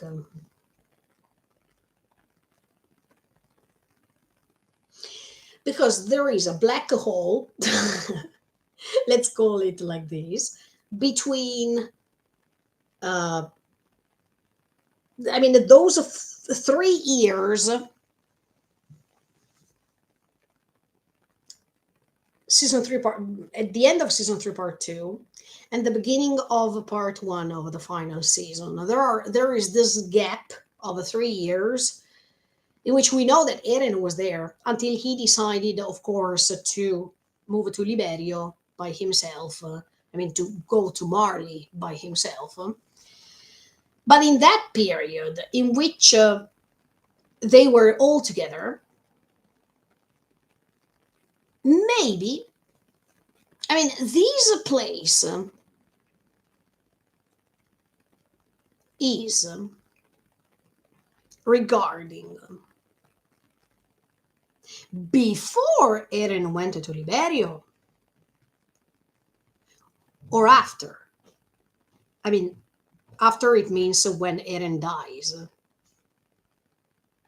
Because, why do I say this? Is because if we check the key visual completely, we can see two shadows. And these two shadows are connecting themselves as if they are a couple. And that's why I'm saying, is it maybe this the place they were staying after season three, part two? I mean, Mikasa and Eren probably spent some time over there before Eren decided to move to Marley by himself.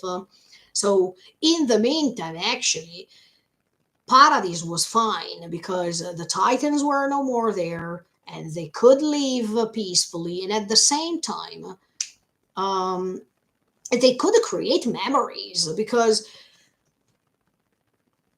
after that, there will not be the chance for them to create any sort of a peaceful memory. So that's why I'm saying, is it before Eren went to Liberio or after when Mikasa she will be by herself? But anyway, or maybe, yes, I have my theory that she will be helped, not loved, but helped by John. And of course, he will help her in the worst moments. I mean, he will not try to force her to have any sort of feelings for him because John is well aware of the fact that she loves Eren. So there's no way that he's going to force her about that thing. But maybe if we are talking about the future, and in fact it's written Itterashai Eren. So is it after?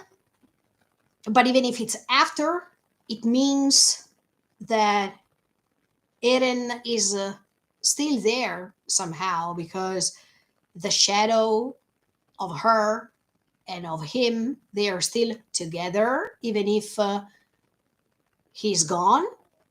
That could be possible too. Another detail, okay, before going ahead with these theories that I have, another thing that I noticed is that there is this wall made of stones that at a certain point is stopped. I mean, I like that because it means that, yeah, there is a little wall over there, but you can go out as soon as you want. I mean, you're not confined anymore. This is really beautiful. And another thing that I noticed is these flowers that you see in the low part of these poster or key visual. These flowers remind me, I don't know if they are the same flowers of Ymir, but they are white and they are no more the same flowers, the pink, no, purple, bluish flower that we see in the anime. I know that in the manga they are not there, those flowers, but in the anime they decided a specific flower to put a specific flower that was bluish, purplish, something like that. But in this case, they are all white. And most, some, several, say it as you like, of these flowers um, in the in the low part of these key visual, they are red. So these reminds me even Akuma no Ko. I mean the ending number 7, but even ending number 1. When, in fact, between these two endings of Shingeki no Kyojin, the anime, you have these contraposition because in ending one, sorry, there is the narration from the Mikasa's perspective, while in ending number 7 there is the ending, I mean, the perception from Eren's point of view. So it's like as if these two endings are like a mirror, and in both endings you see these white flowers. No, no, wait, there are even in ending of season 3 part 2, that is ending 5, when Historia is running, and at a certain point you see one of these flowers that the blood comes on these flowers, so they become red. So these flowers that are becoming red are, well, they are omnipresent. They are always there. But if you remember anyway, these are the symbol of the Ymir Rotami, because even Ymir cried by seeing a flower that one of the petals was turning into red because of blood. Um, and even if in these key visual, the flowers, yeah, on the lower side of the key visual, they are becoming red. The more they go up, the more they are fine, and the more they are white. So, and the more they are reaching the house. So it's like as if the violence can stay a little bit away from that house. It's like as if that house is in heaven because it's all perfect over there. Yeah, the two shadows that are connected. Huh, wow. Because one shadow has this kind of shape. I don't understand if that's Mikasa or if that's just the Shubi no Kyojin. I mean, Eren as a Shubi no Kyojin, and in fact, that shadow is all surrounded by blood, by red. This reddish tone of color. So, and it's staying on this side of the house. I mean, behind this wall, while the other shadow can reach the house. So she's almost reaching the bench. So wow, interesting. Hmm. These can be Mikasa and Eren, or they can be just Eren, both of them. One is the Shubi no Kyoji version with the long hair, and the other one is just Eren as a Shingeki no Kyojin, or just Eren as a human being that can reach actually that area next to the cabin. And there is even this bird on top of the cabin. I mean, maybe all these three things are symbolizing Eren, all of them.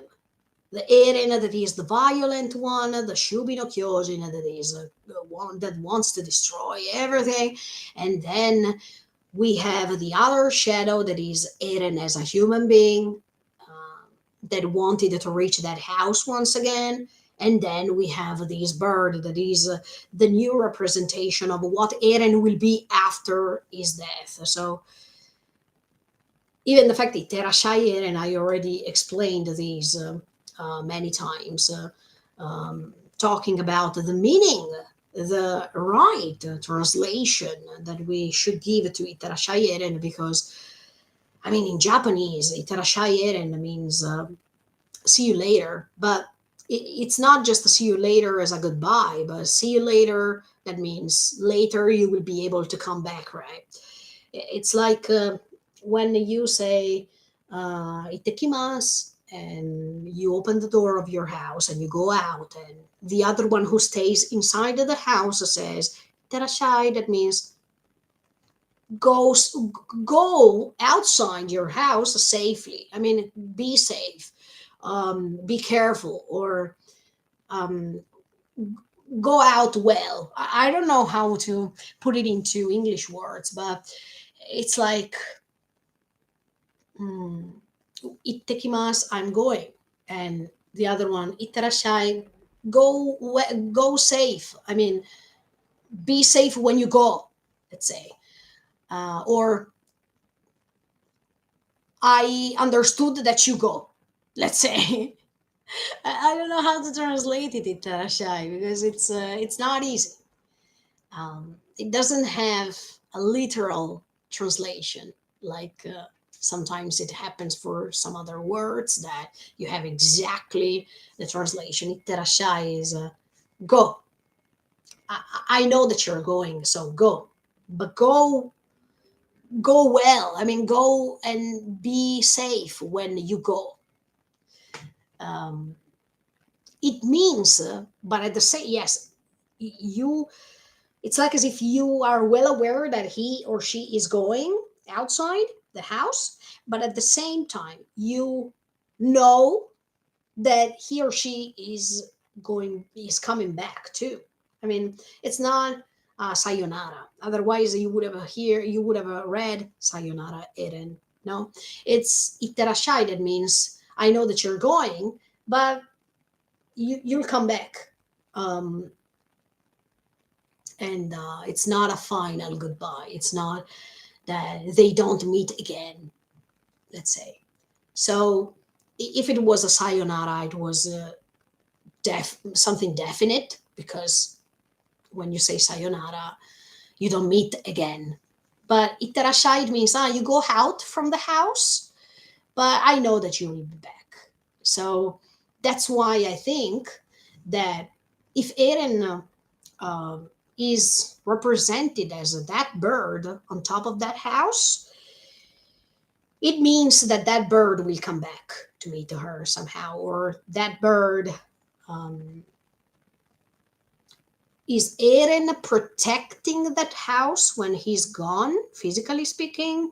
Is that guardian angel that everyone thinks that he or she has when some dear people die, or when they feel a presence anyway? So I think Mikasa knows that she will find a way to hear something back from Eren somehow. Um, and she, maybe if that's the future, she prefers to go back to that cabin, that it's her house, because she knows that even Eren as a bird can come back to that house.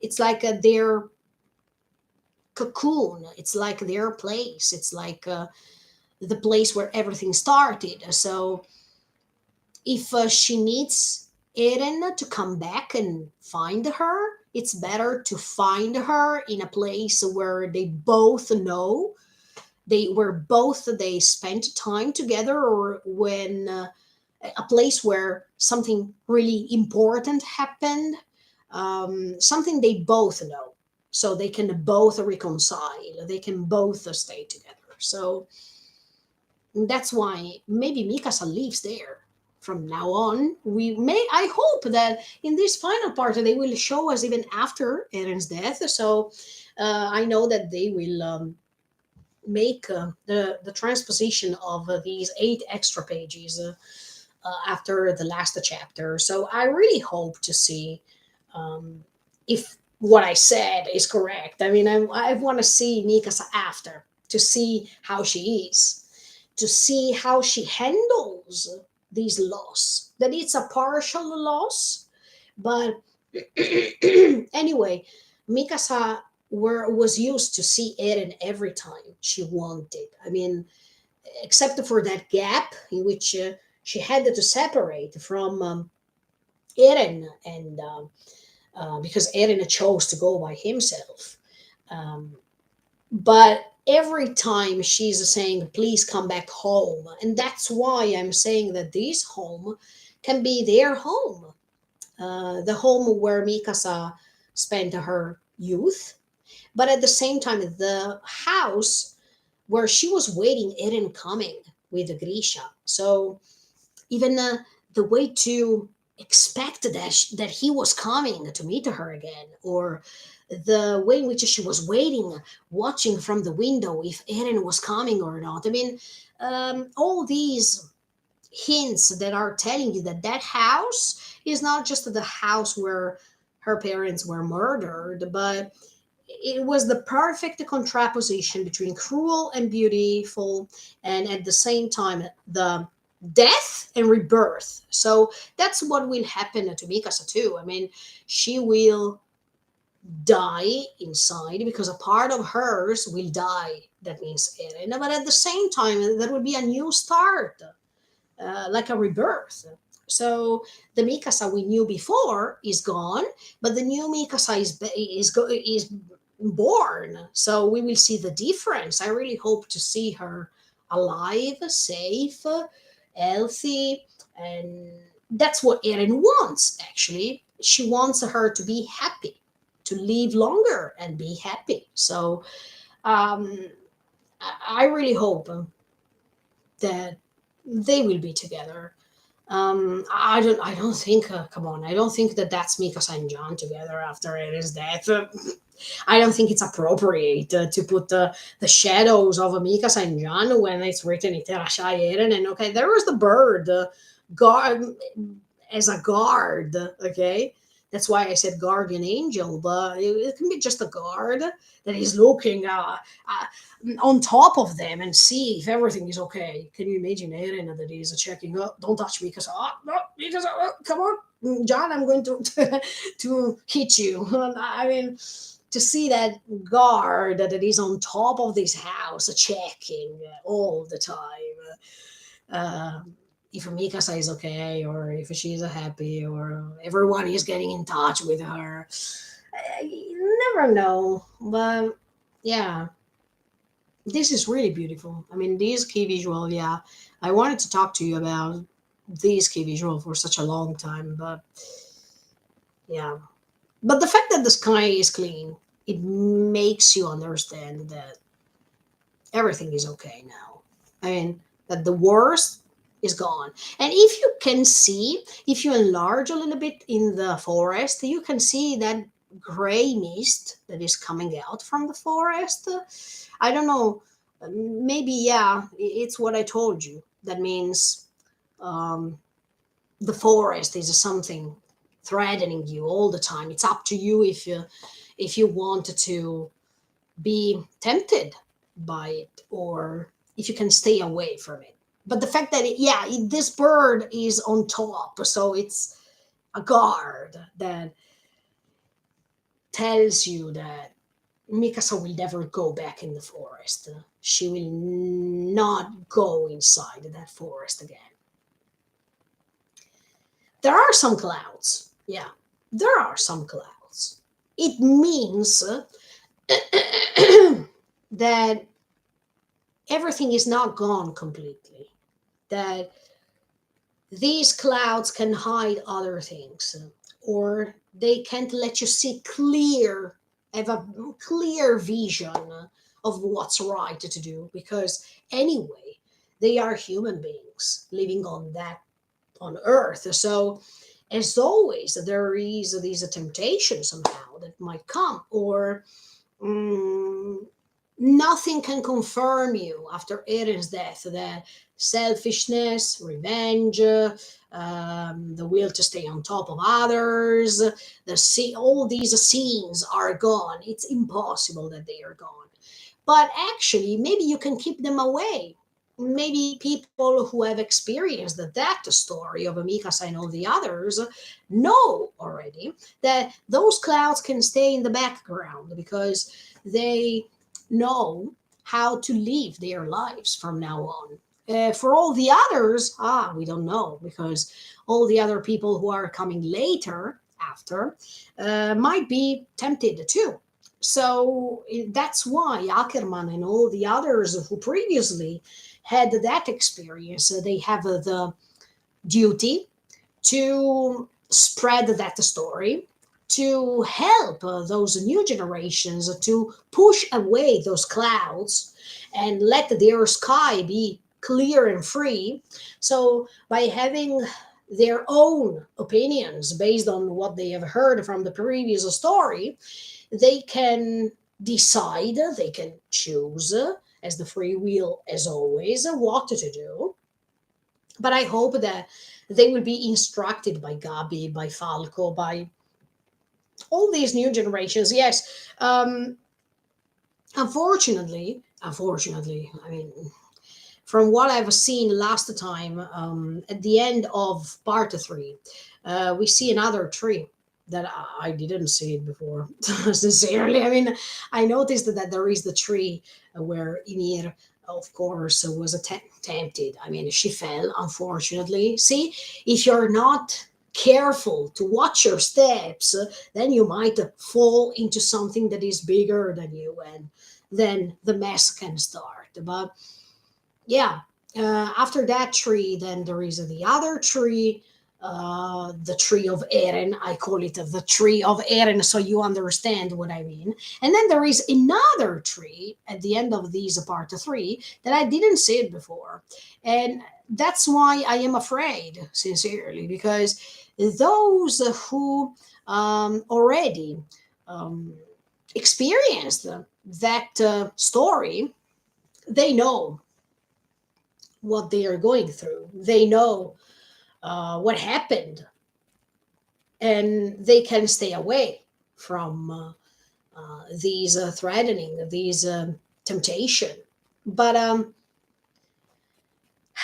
the new generations can be, of course, instructed not to do like when we say to our babies or our kids when they are young, please don't go inside that forest, don't talk to strangers, don't do this, don't do that. There are some kids who are who like to break the rules. So I'm wondering if these clouds that you see even in this key visual that is really beautiful can affect someone else. Yeah, because as I was telling you, they are human beings. So human beings can't be controlled totally. They are all different. So if the protagonists of our story were are sorry no were are well aware of what to stay away from, and new generations might have the same problem. So everything can restart, and if it restarts anyway, it's coherent with the ending, because the ending tells you that unfortunately, yes, there is a moment in which you can eradicate this evil from your context, but you can't remove all the evil in the world. And we need to understand that this creature that was underwater, maybe it's still underwater. So if they kill Eren, yeah, maybe they kill that creature that was affecting Ymir's life, or that was affecting even Eren later, when he later transformed into the Shubito Kyojin. But that doesn't mean that other creatures can be underwater, other temptations can be underwater, and the story can repeat. As soon as there is good on earth, there is even evil. So you can take away from you your evil, but you don't have the power to remove all the evil on earth. So that's why I'm saying what I was thinking is, and what also my mother was thinking, and you will see it through the videos when she's commenting, is that Historia's baby, we don't know first is if she's a girl, if she's a boy.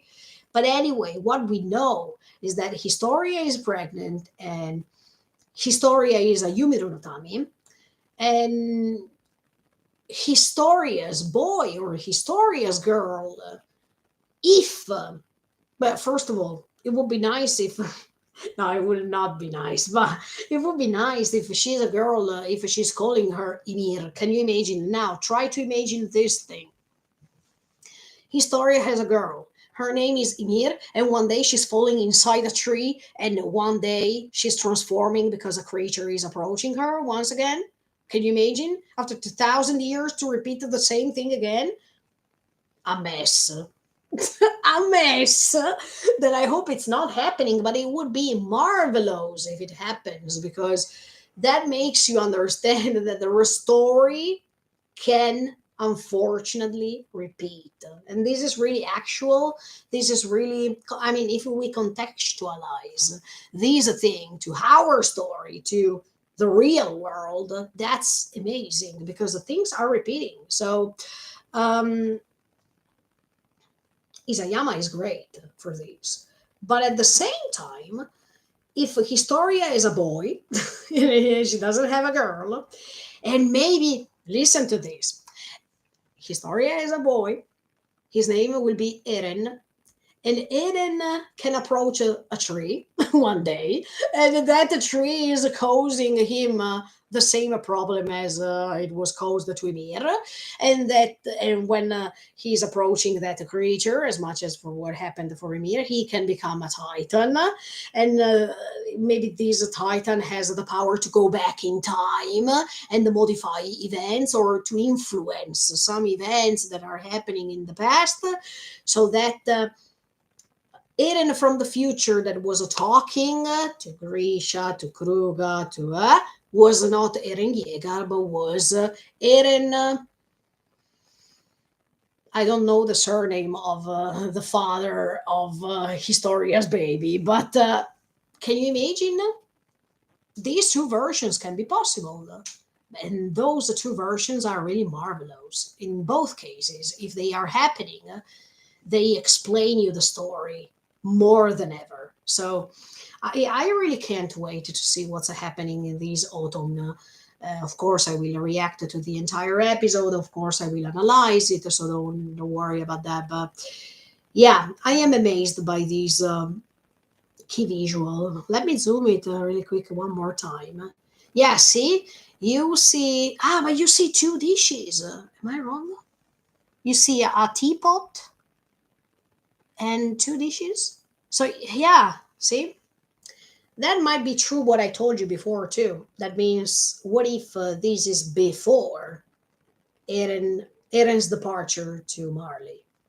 Because if they had to create memories, it's like as if Eren wanted to create the perfect memories and live fully those memories. So then he was ready to go, without regrets, without remorses. Oh, I couldn't spend my time with Mikasa. I couldn't create the memories with her, etc., etc. No, actually, probably when he departed and he decided to do what he did, he was already satisfied. And in this case, he was not disappointed because he created the perfect memories with her already. So he was already ready to get rid of his life, because while all the others have to create many other memories in the future without him, he was already satisfied. It could be possible that too, but with that Eren, yeah. Hmm, hmm. Okay, yeah. Let me zoom and see if I can check some other things. Uh,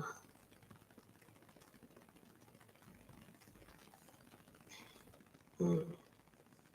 Well, if you notice, wait a second. Wait a second. Yeah, I was about to tell you this cabin. It's like as if it's on top of a hill. I mean, this cabin is not on a flat ground, but it's like as if it's a little bit like a little hill or something. Don't tell me that she built that cabin. Can you? No, now I'm saying something really stupid. But can you imagine if she built the house thanks to the trunk of that tree?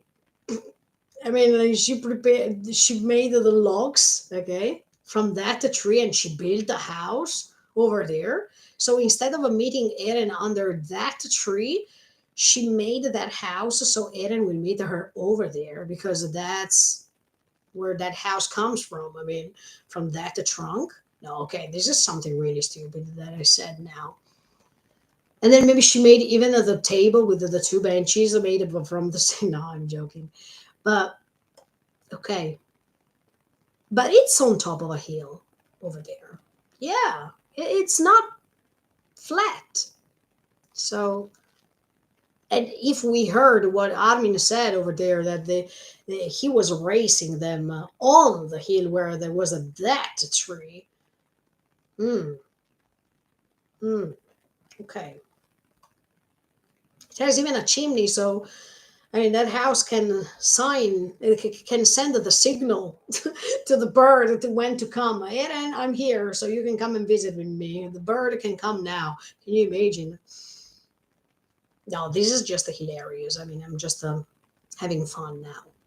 It's not something serious, but yeah. Hmm.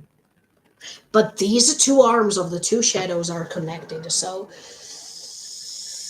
are two different people or are just the same person in different versions? That means Eren, or actually, they might be Eren and Mikasa, and that was their cocoon, their loved place. But that shadow on the right seems taller. Seems like the colossal titan, actually. But the other shadow I can't relate. I don't understand. It's a shorter. Hmm. Hmm. Yeah. Hmm.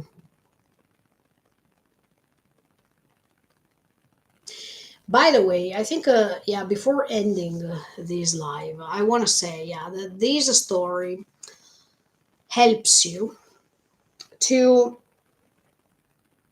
go beyond your limits. I mean, those walls that were Wall Maria, Wall Rosa, Wall Sina, okay, they have a specific meaning, but if you take them out from that context and you put those three walls in front of you, they are like the usual obstacles that we fear to overcome.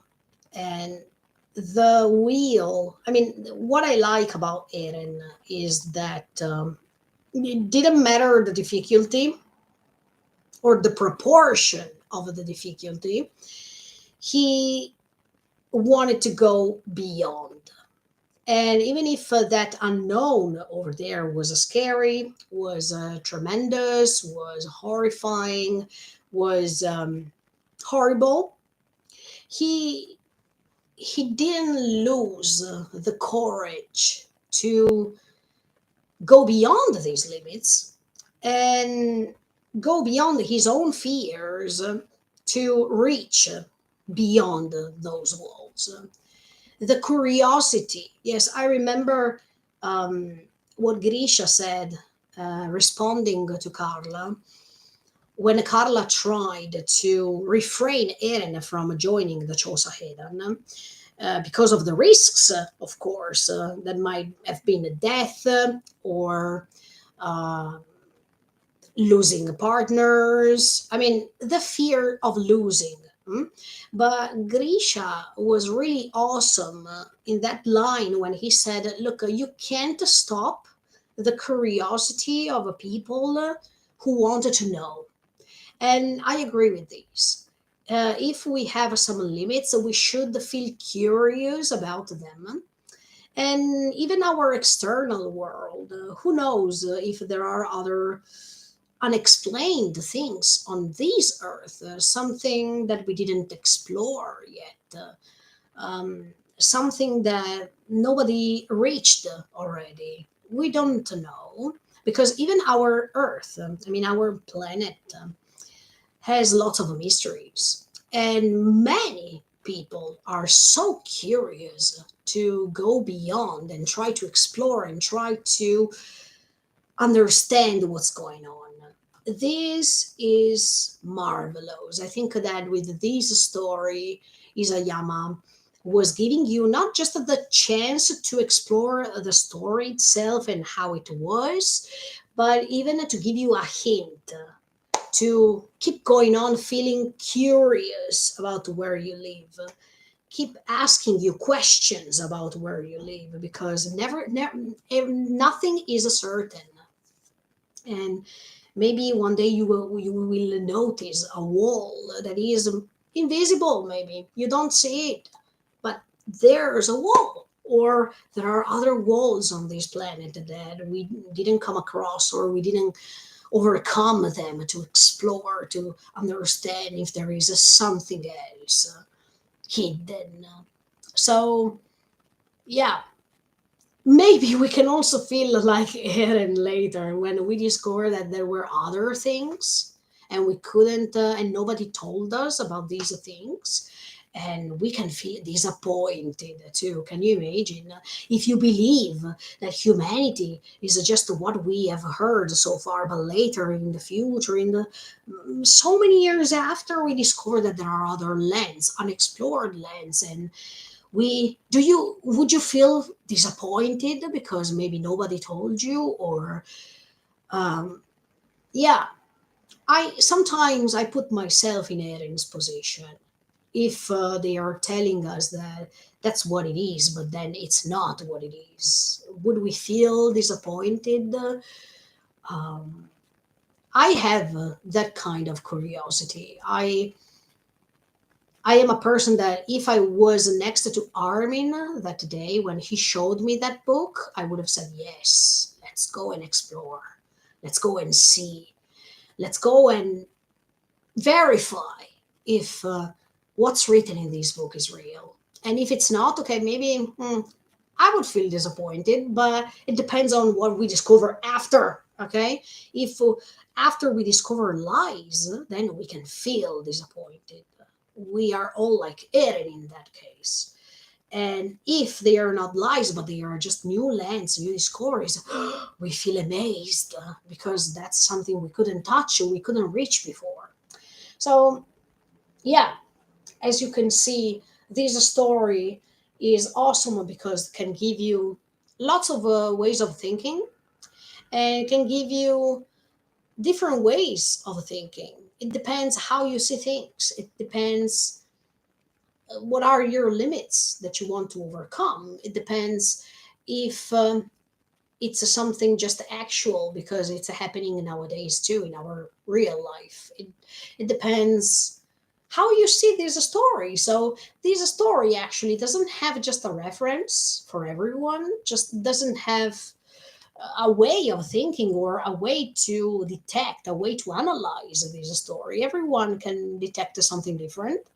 So I like this story because if, for example, the ending will be an open ending, I would like so. Because as much as we have found lots of connections, and each of these connections were all different based on our perspective, even the ending can be so and can be different, can be um, unexpected, um, can be not understandable for some, for others it can be quite understandable.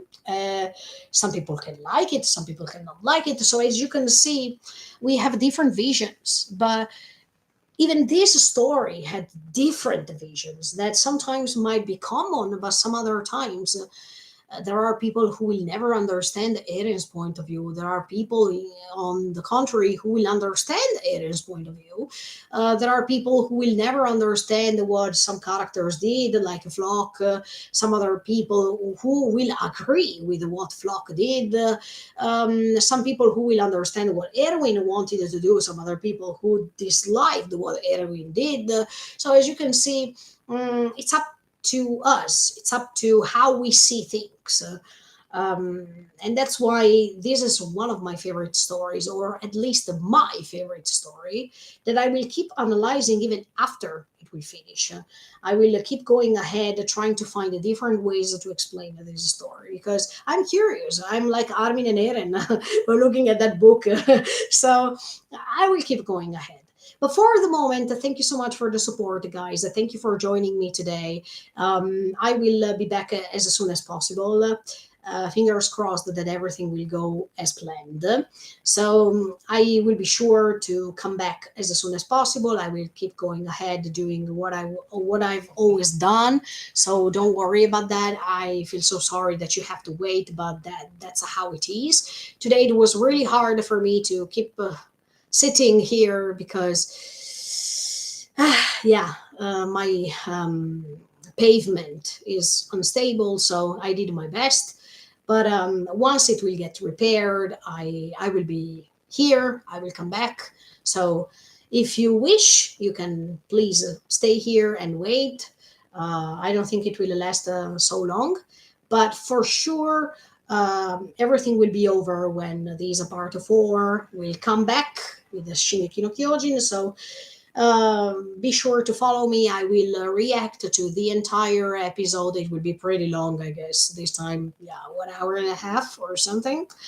And I will analyze after that the entire episode. So feel free to join me as much as you did so far. Plus, all of the reaction videos that I already um, recorded and all the others coming later. Don't worry. Even my mother's reactions are totally fine. They are ready. I just have to work on them and publish them. So don't worry. They are coming. Sooner or later, they will come. So stay tuned and keep on watching me.